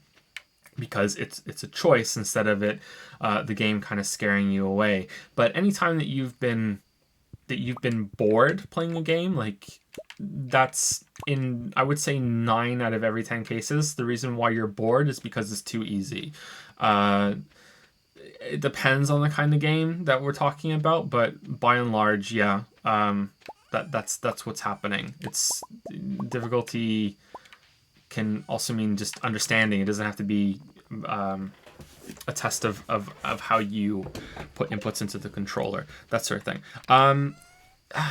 It happens quite a bit because I've played so many games, but I mean, if I was to play games that are outside of my comfort zone, I don't think I would have that problem. I don't think there's any racing game that I'm going to pick up and I'm going to find it like, oh, this is way too easy. I don't think there's any fighting game I'm going to pick up and think, oh yeah, this is way too easy. Although maybe, it depends on how it's tuned, I guess. I only really think this matters when you're playing something for the first time. That when you go back to a game that you've already played and suddenly it's too easy, it's like, okay, well, you've already beat it, so like that's fine.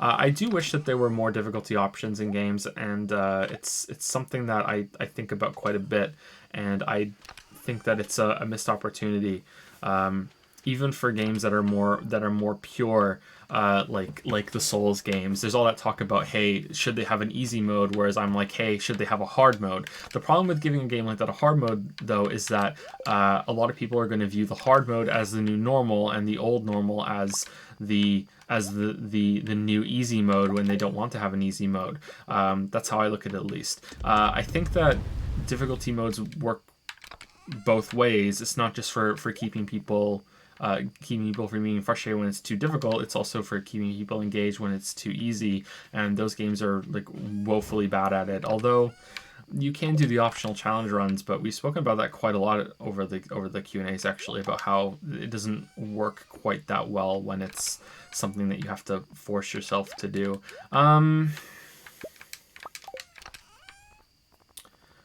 I'm trying to think if there's anything more I can say about that. I mean, it's just a flat out yes, but not want to go back to something.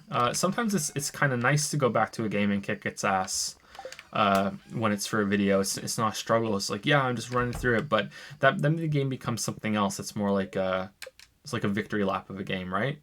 It's nice to go back to something like Dark Souls that you struggled with before and then just boom right through it. I'm surprised you found it so easy on your first try. Did you have Did you have a lot of experience from some of the other ones? Like Dark Souls, I can see Dark Souls 3 after you played most of the other games. Yeah, that was similar to my first time through with Dark Souls 3. But Dark Souls 1 I struggled with quite a bit, but that was my first type of game that was like that. With that more methodical kind of melee combat.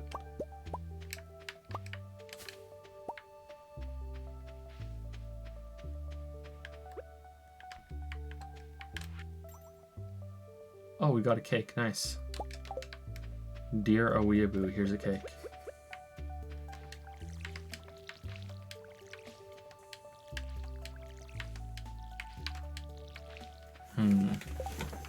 I've only ever played the Soulsborne Sekiro games twice through.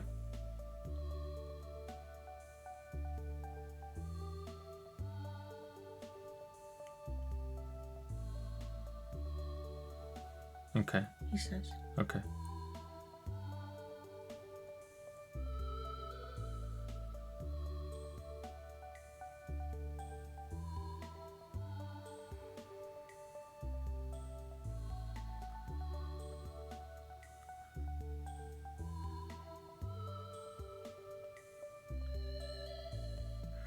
Something that I rarely do for getting footage of videos, this may surprise some people, but I actually don't usually cheat my way through. Sometimes I find like a save to download and get there, and for the case of like getting footage in some of the Bethesda games, I open the console to get better camera shots, but I usually just play my way through.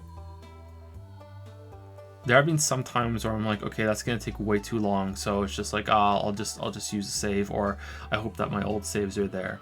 But usually I just play through it.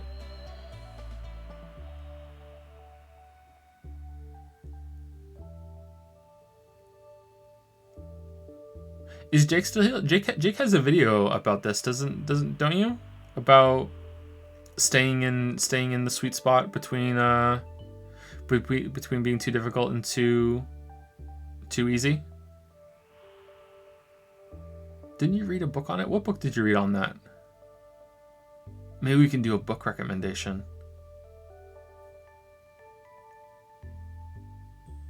Oh, is someone awake?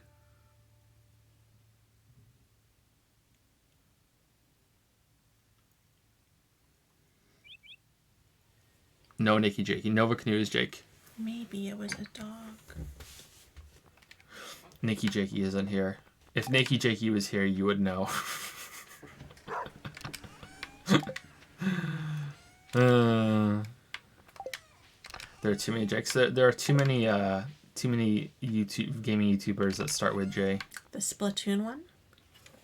The Splatoon one? I think it was The book one was ADSR, which was different. The book was Game Feel. Oh, it was the Sphinx book for Crash Bandicoot. I thought you had one on staying in like a flow state. I thought that was based on a book too.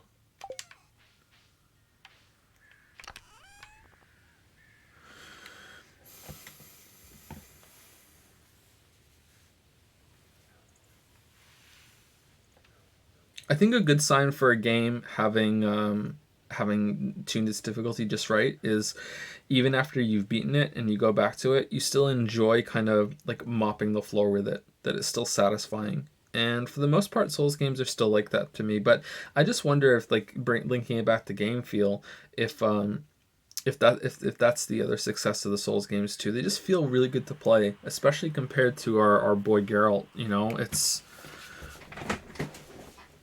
just having like the smooth melee combat that no other series really does as well. You know, like I would say that stuff like Devil May Cry is in its own complete different genre, and it's not fair to compare the two.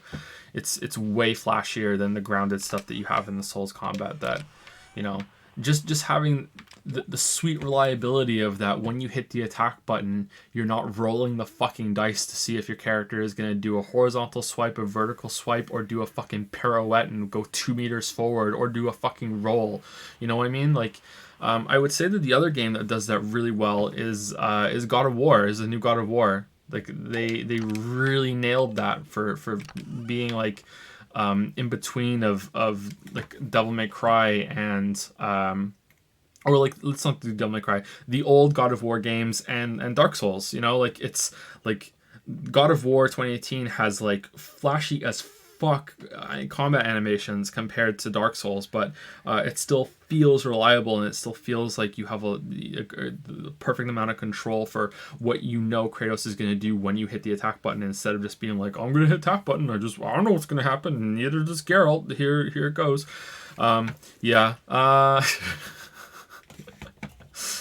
God of War 2018 is one of the few games that has done what we're talking about correctly for me. Every attack feels great, and replaying it is always feel challenged from the Valkyries. Yeah, God of War has a really good blend of offensive and defensive options. Sekiro gets there too for me, but maybe not quite as heavy on the offensive options. I mean, Sekiro feels like really, really aggressive compared to the other Souls games, when really it's really more of a defensive game because of the rhythm parrying that you're doing. Excuse me. Yeah, I don't know if there's anything more I can say about this. Sorry, I'm trying to think of it. Maybe I'm getting tired, but I don't think so. I think maybe there's just not much more to say.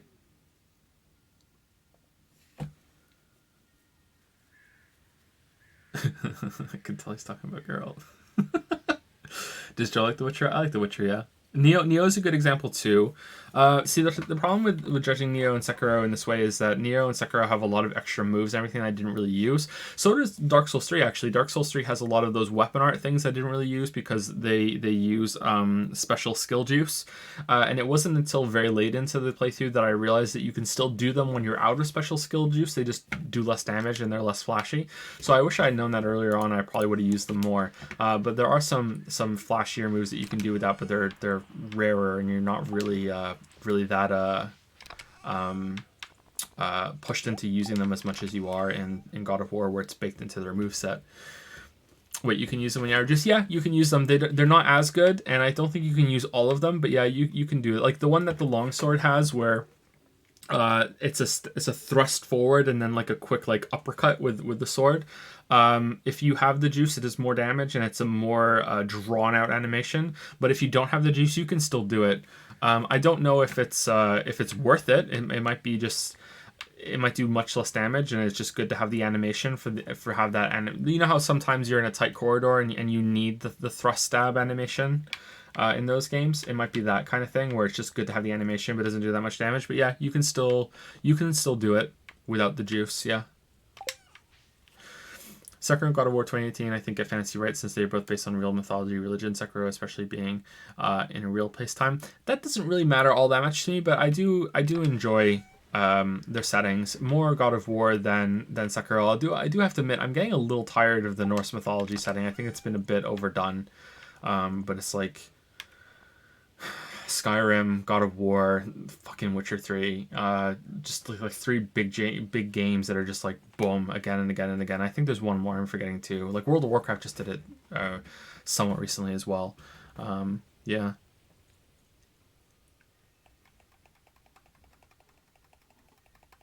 Yeah, I think that's all I can say. Jackass. Hope that was something to think about. I feel like that was a bad answer. I'm sorry. Next question is for Lily. Oh, this isn't. We talked about this. This isn't going to be all that in depth either. No. Sorry, Jackass. Lily, 13 Reasons Why Season 3 came out just recently and was curious as to if you have watched any of it. I feel as if the season overall was decent, if not great in some aspects, with Bryce's character being the strongest part of the writing, despite being a little bit questionable in some scenes. However, the season felt that it needed to cover literally every controversial topic out there, with abortion, school shootings, drugs, divorce, etc., and became unrealistic in some parts. Regardless, I think you would like it if you haven't already seen it, but if you have, what are your thoughts? So I saw this question. Joe gave me a heads up on this question, and I hadn't seen any of it. So I watched one episode. I got through the first episode, and I meant to watch more, but it's not something that is Finn and Leo friendly, so I can't watch it during the day until they go to bed. And so, yeah, I haven't gotten through as much as I would have liked.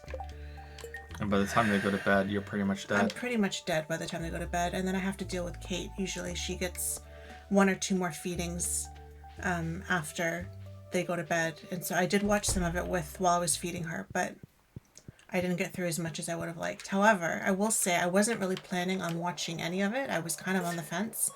because I really enjoyed the first season.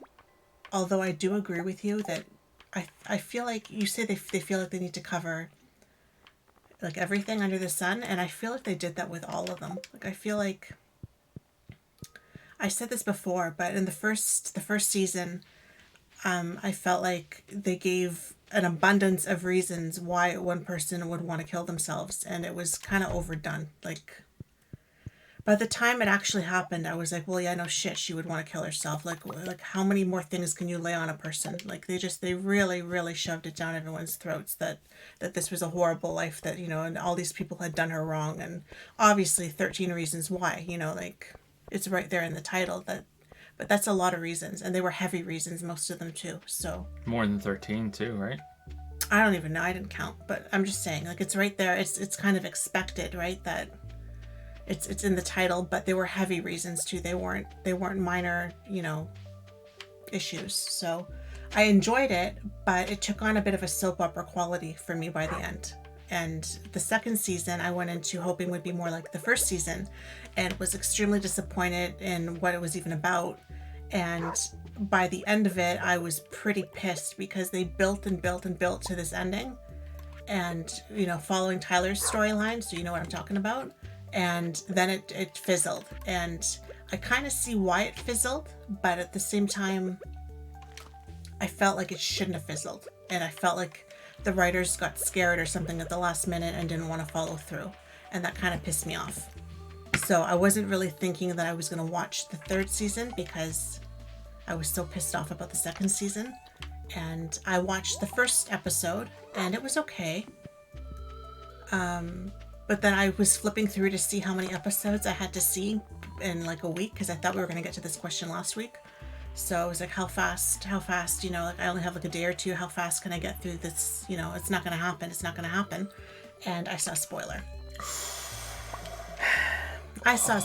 So No. you're going to laugh maybe at this, Jack, but I saw a spoiler about Bryce's storyline. And I actually kind of like Bryce's character, so even though I'm not supposed to, but I do kind of like his character. I saw a spoiler about his storyline, and now I kind of want to watch it. Because now I kind of want to know what happens. So I wasn't going to watch it, and now because I have seen something, usually it's the other way around, right? You see something, you're like, fuck it, I don't need to watch it now. Well, now I want to watch it. So I'll tell you what, why don't you keep this for me on the back burner? And maybe next month this can be a bonus question for you, and you just say something like, hey Lily, did you watch it yet? And I'll do my best to watch it by then, because there's like 10 more episodes or something. So by the time we come around again, hopefully I'll have had time to watch it, because I do want to watch it now, and I'm sure I'll have an opinion by the time I'm done, because with this stuff I usually do. So but yeah, there's a lot of like strings going right now that you want to pull on a little bit. So like you said, with the abortion, I'm curious what happens with her, and with Tyler's storyline, and I always liked Justin and his storyline, and that's kind of changed. And the one I don't really care for is actually Clay. I feel he's too much of a Clay. Clay means well, but I can't take his character very seriously, which is, I don't know if I'm supposed to or not, but he's a little bit too good to be true, I think. Whereas the other ones that are more, like up to their necks and shit, I find them easier to relate to for some reason. So, but yeah. So I watched it. I'll try to get through more, and then I'll let you know what I think.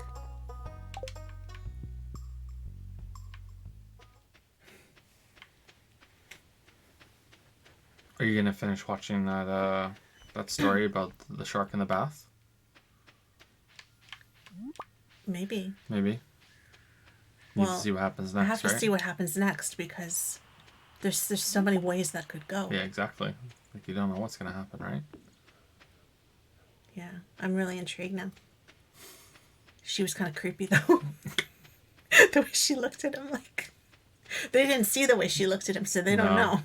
Most of them probably weren't here when we did that, so they probably don't know. Was there a message at the end for Jack? Yes. As per usual, thanks for answering the questions. Love the fact that Q&As are back in some form. My favorite part of the channel, Patreon. I know videos have been scarce over the last few months, but rest assured, they are always worth the wait, and there's an audience for them that is happily waiting patiently. Love you guys, Jack Ass S. Thank you, Jack. Thanks, Jack. Thanks for being understanding that I didn't get through it. Thank you for that. It was And it wasn't a very good answer, but such a nice message at the end, too. Thank you, Jack.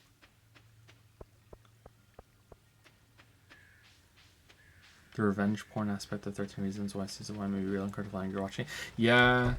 I didn't watch it, but I heard enough about it that, yeah, it made me uncomfortable, too. Yeah.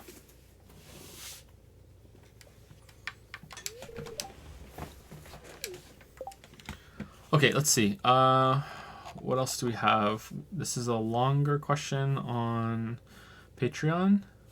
That's probably too difficult for me to answer right now. We could be done. I think we're at 3 hours. Yeah, we're above 3 hours, so we should probably be done. Let's see if there's an easy question to answer on Twitch.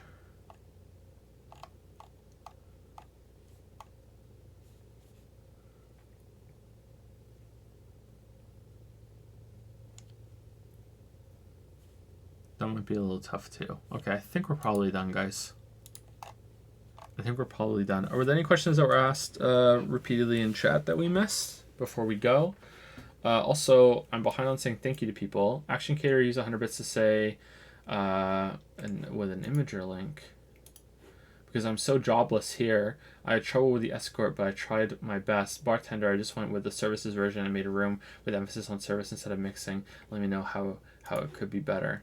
Oh, you made like a room for them from we spoke about earlier. Oh, cool. Escort station, fetishes chest, money table, corkboard, profiles, bartender station, chest, glasses, bar, and there's like tables, drinks, alcohol, fruit. Oh, that's cool. I like that. Nice one. Is Action Caterer still here? That's nice. Anime Minecraft? What? What's Anime Minecraft? Hey, Action Caterer. Glad you're still here. That's cool. Thank you for that. Xenoblade 1 is a masterpiece. Are they doing a remake or a remaster? It's a remaster. We'll probably play it at some point. I don't know when though. I hope it's secretly as cringy as Xenoblade Chronicles 2 and everyone's wrong. That would be fun. Thank you, Maxi Memer Tracks or Maxi Memer Tracks. Not sure for the new sub of Prime. That was an hour ago too. Sorry about that. We were into answers and I didn't check for a while. I think this monitor got turned off actually. Thank you for the new sub of Prime. Welcome to Prime Time. Thank you.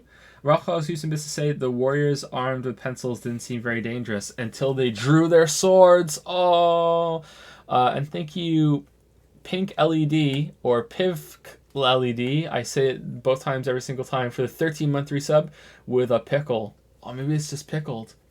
Pickle. I think that's happened before. I think I've said those words in that exact order before. Exactly like that. Wow. The whole thing with the pickle as well. Just the whole thing. Thank you very much. It's new material. Pickled? Yeah, I do. Just shows that my mind works the same way. All the time. It's cringy, but takes itself far more seriously. Also, the remaster will have at least a small amount of new content with a new area that was dummied out of the Wii version. Oh, that's cool. When is it out? How long is it? Is it as long as Xenoblade Chronicles 2? We kind of skipped over a lot of the side content in Xenoblade Chronicles 2, so it was a faster playthrough than I think most had. And I think that was probably for the best. It's out in 2020? Okay.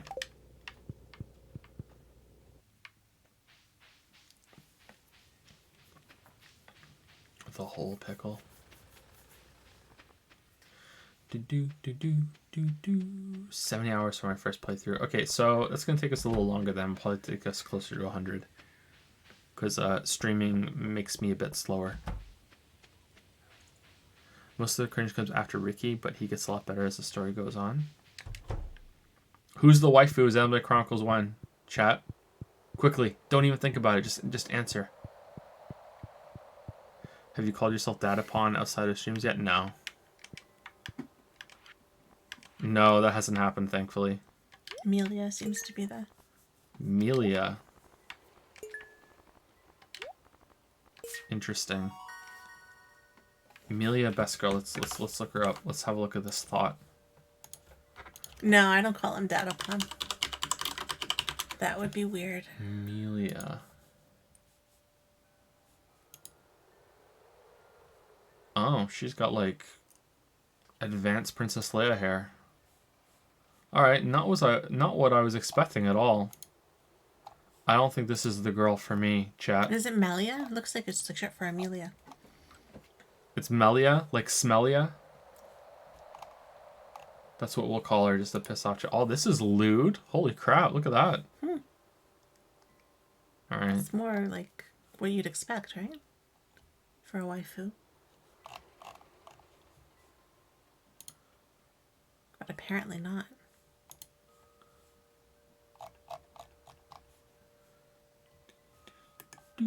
Melia, they say.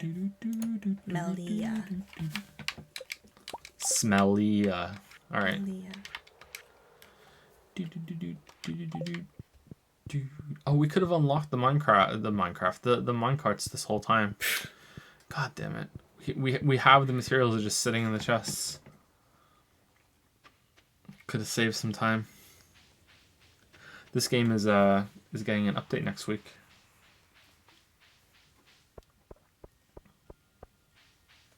Shout out to when Lily got Finn to say waifu.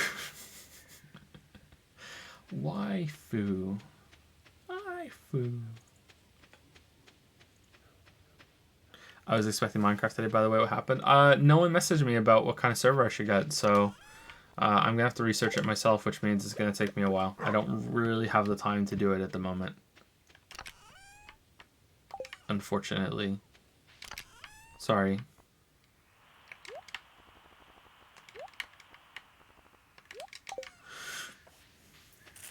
It's always Ryan time? What's Ryan time? Or is it Rain? Rain. I don't know. I said Melia wrong, so who knows? Leo has sage advice. That's actually still Finn who says that. I don't think Leo has ever said anything. No, it's Yeah. Finn. It wasn't Leo. Leo hasn't said anything substantial on stream just yet.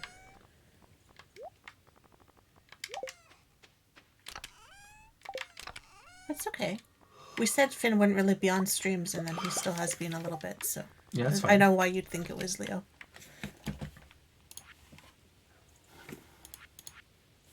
Crafts room. No, it's not the crafts room. It's the boiler room. All right, so we have slimes, batwings, solar thing. Oh, you only need 2 of these? Oh man, this got nerfed. There used to be way Was more. it Finn or Leo who called Becky Mama? It was Finn. Quartz, earth crystal, frozen tear. He thought all women were Mama back then. Joe used to show him pictures of models and stuff, and they were Mama too, so I was very flattered for a while. Now he knows better. I did. That's true. Alright, quartz. I need a frozen tear. Is that here? Frozen tear. Frozen geode. Frozen tear. There we go. We can get the minecart. The minecart. God damn it.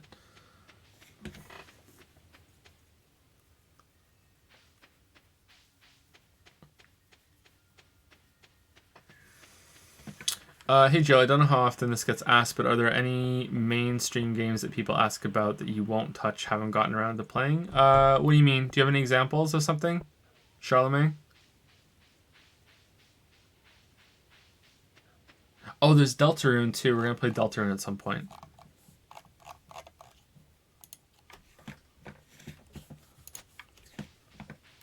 Like Disco Elysium and that sort of thing. I don't think there's anything outright that I could ever say no to. And if I ever did, I know that you guys would just vote it next time we do the next game vote. 17 months from now. I forgot Chibi was Hippo. I mean, I will never, ever, ever, ever, even if you guys voted for it, play No Man's Sky. Just not gonna happen. I'm not going to play Hello Neighbor again. If you guys voted for it, I would probably play the new Hello Neighbor. But, I mean, I don't even think you want that. because it's just going to be the same thing again. It's not going to be that good. But if you guys voted for it, I'm not going to play the old Hello Neighbor again. Not happening. So wait, do I just message you privately on Discord and you aren't overwhelmed with people messaging you? Able to see that Minecraft server? I mean, I am overwhelmed with people sending me stuff, but yeah, you can message me and I try to respond to all my messages. Sometimes it doesn't work out though, but yeah, I try. I get a stupid amount of messages. Joe, I know you keep the Q&A questions in a curated list, but I was wondering how often you check Discord, Patreon for updates or changes. We read the ones from Discord live off there, so if you edit it on Discord, then it's changed. For Patreon, I just updated my question list today for new ones that came in after I did the first set. If you changed your question and we didn't get to it yet, like if you changed it tonight, you probably want to message me on Discord and tell me what that change is, and I will edit it in, because I'm just going by what was on Patreon today. We also haven't... The next person is Justin W. And, okay, Aldara, here you are. Difficulty scaling in games. Alright, did I add this one today? Let's see.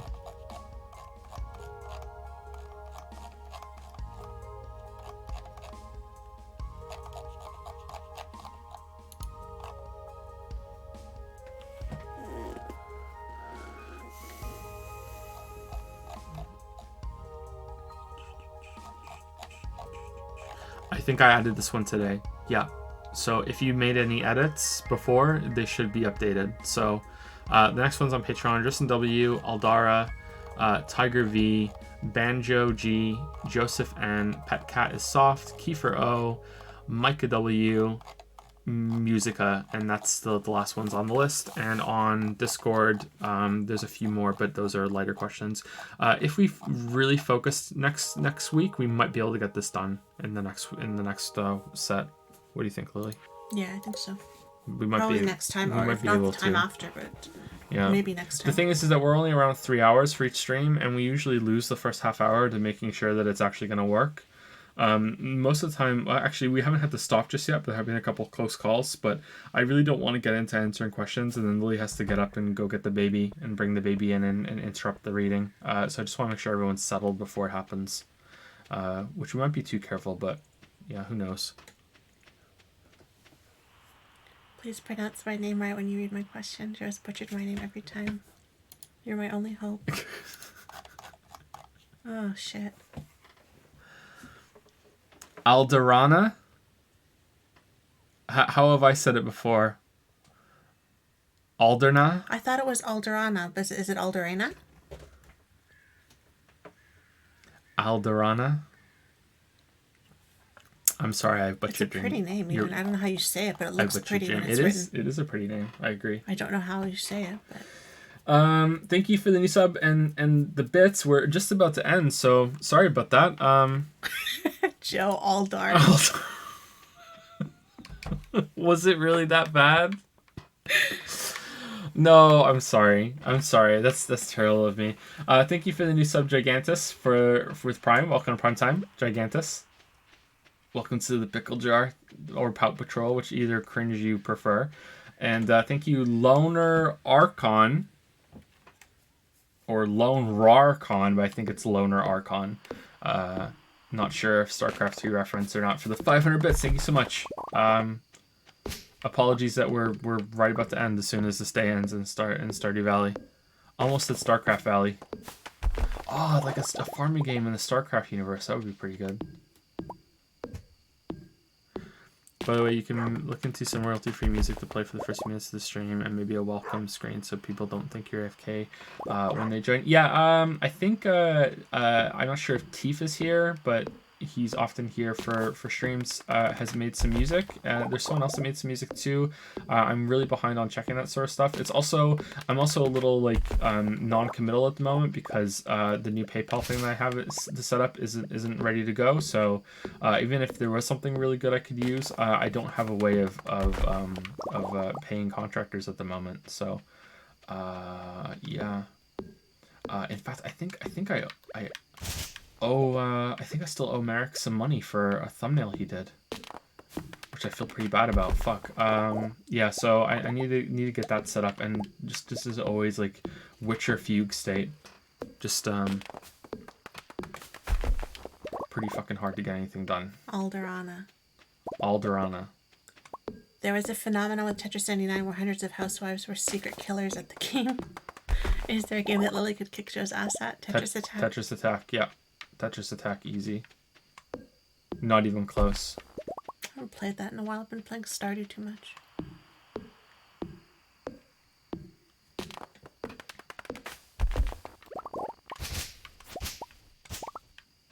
Here, Lily.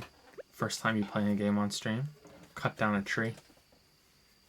Can you do it? Cut down a tree and then and you know, cut down as many trees as you can and then go to bed. Lily gameplay. It's the first. Way too far It's over? the first Lily streams.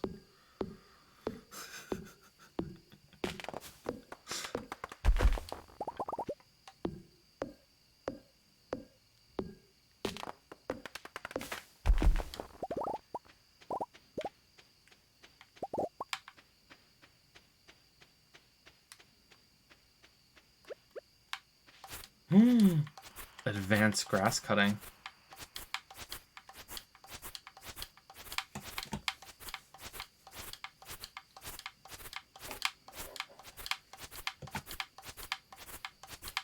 Should just play when you get into the big questions. When you keep pausing it all the time. I thought about that, yeah. I thought about just handing it over to you. There you go. First Lily stream gameplay. Oh, you fixed the minecarts. See, it was me all along. Magic. It was magic.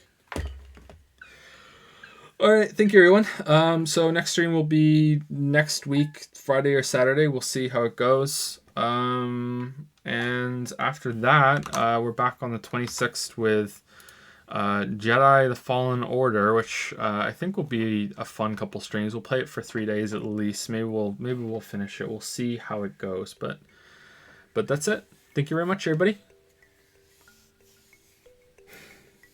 You want to say it? Claw fist. 10 out of 10. See you guys later. Bye.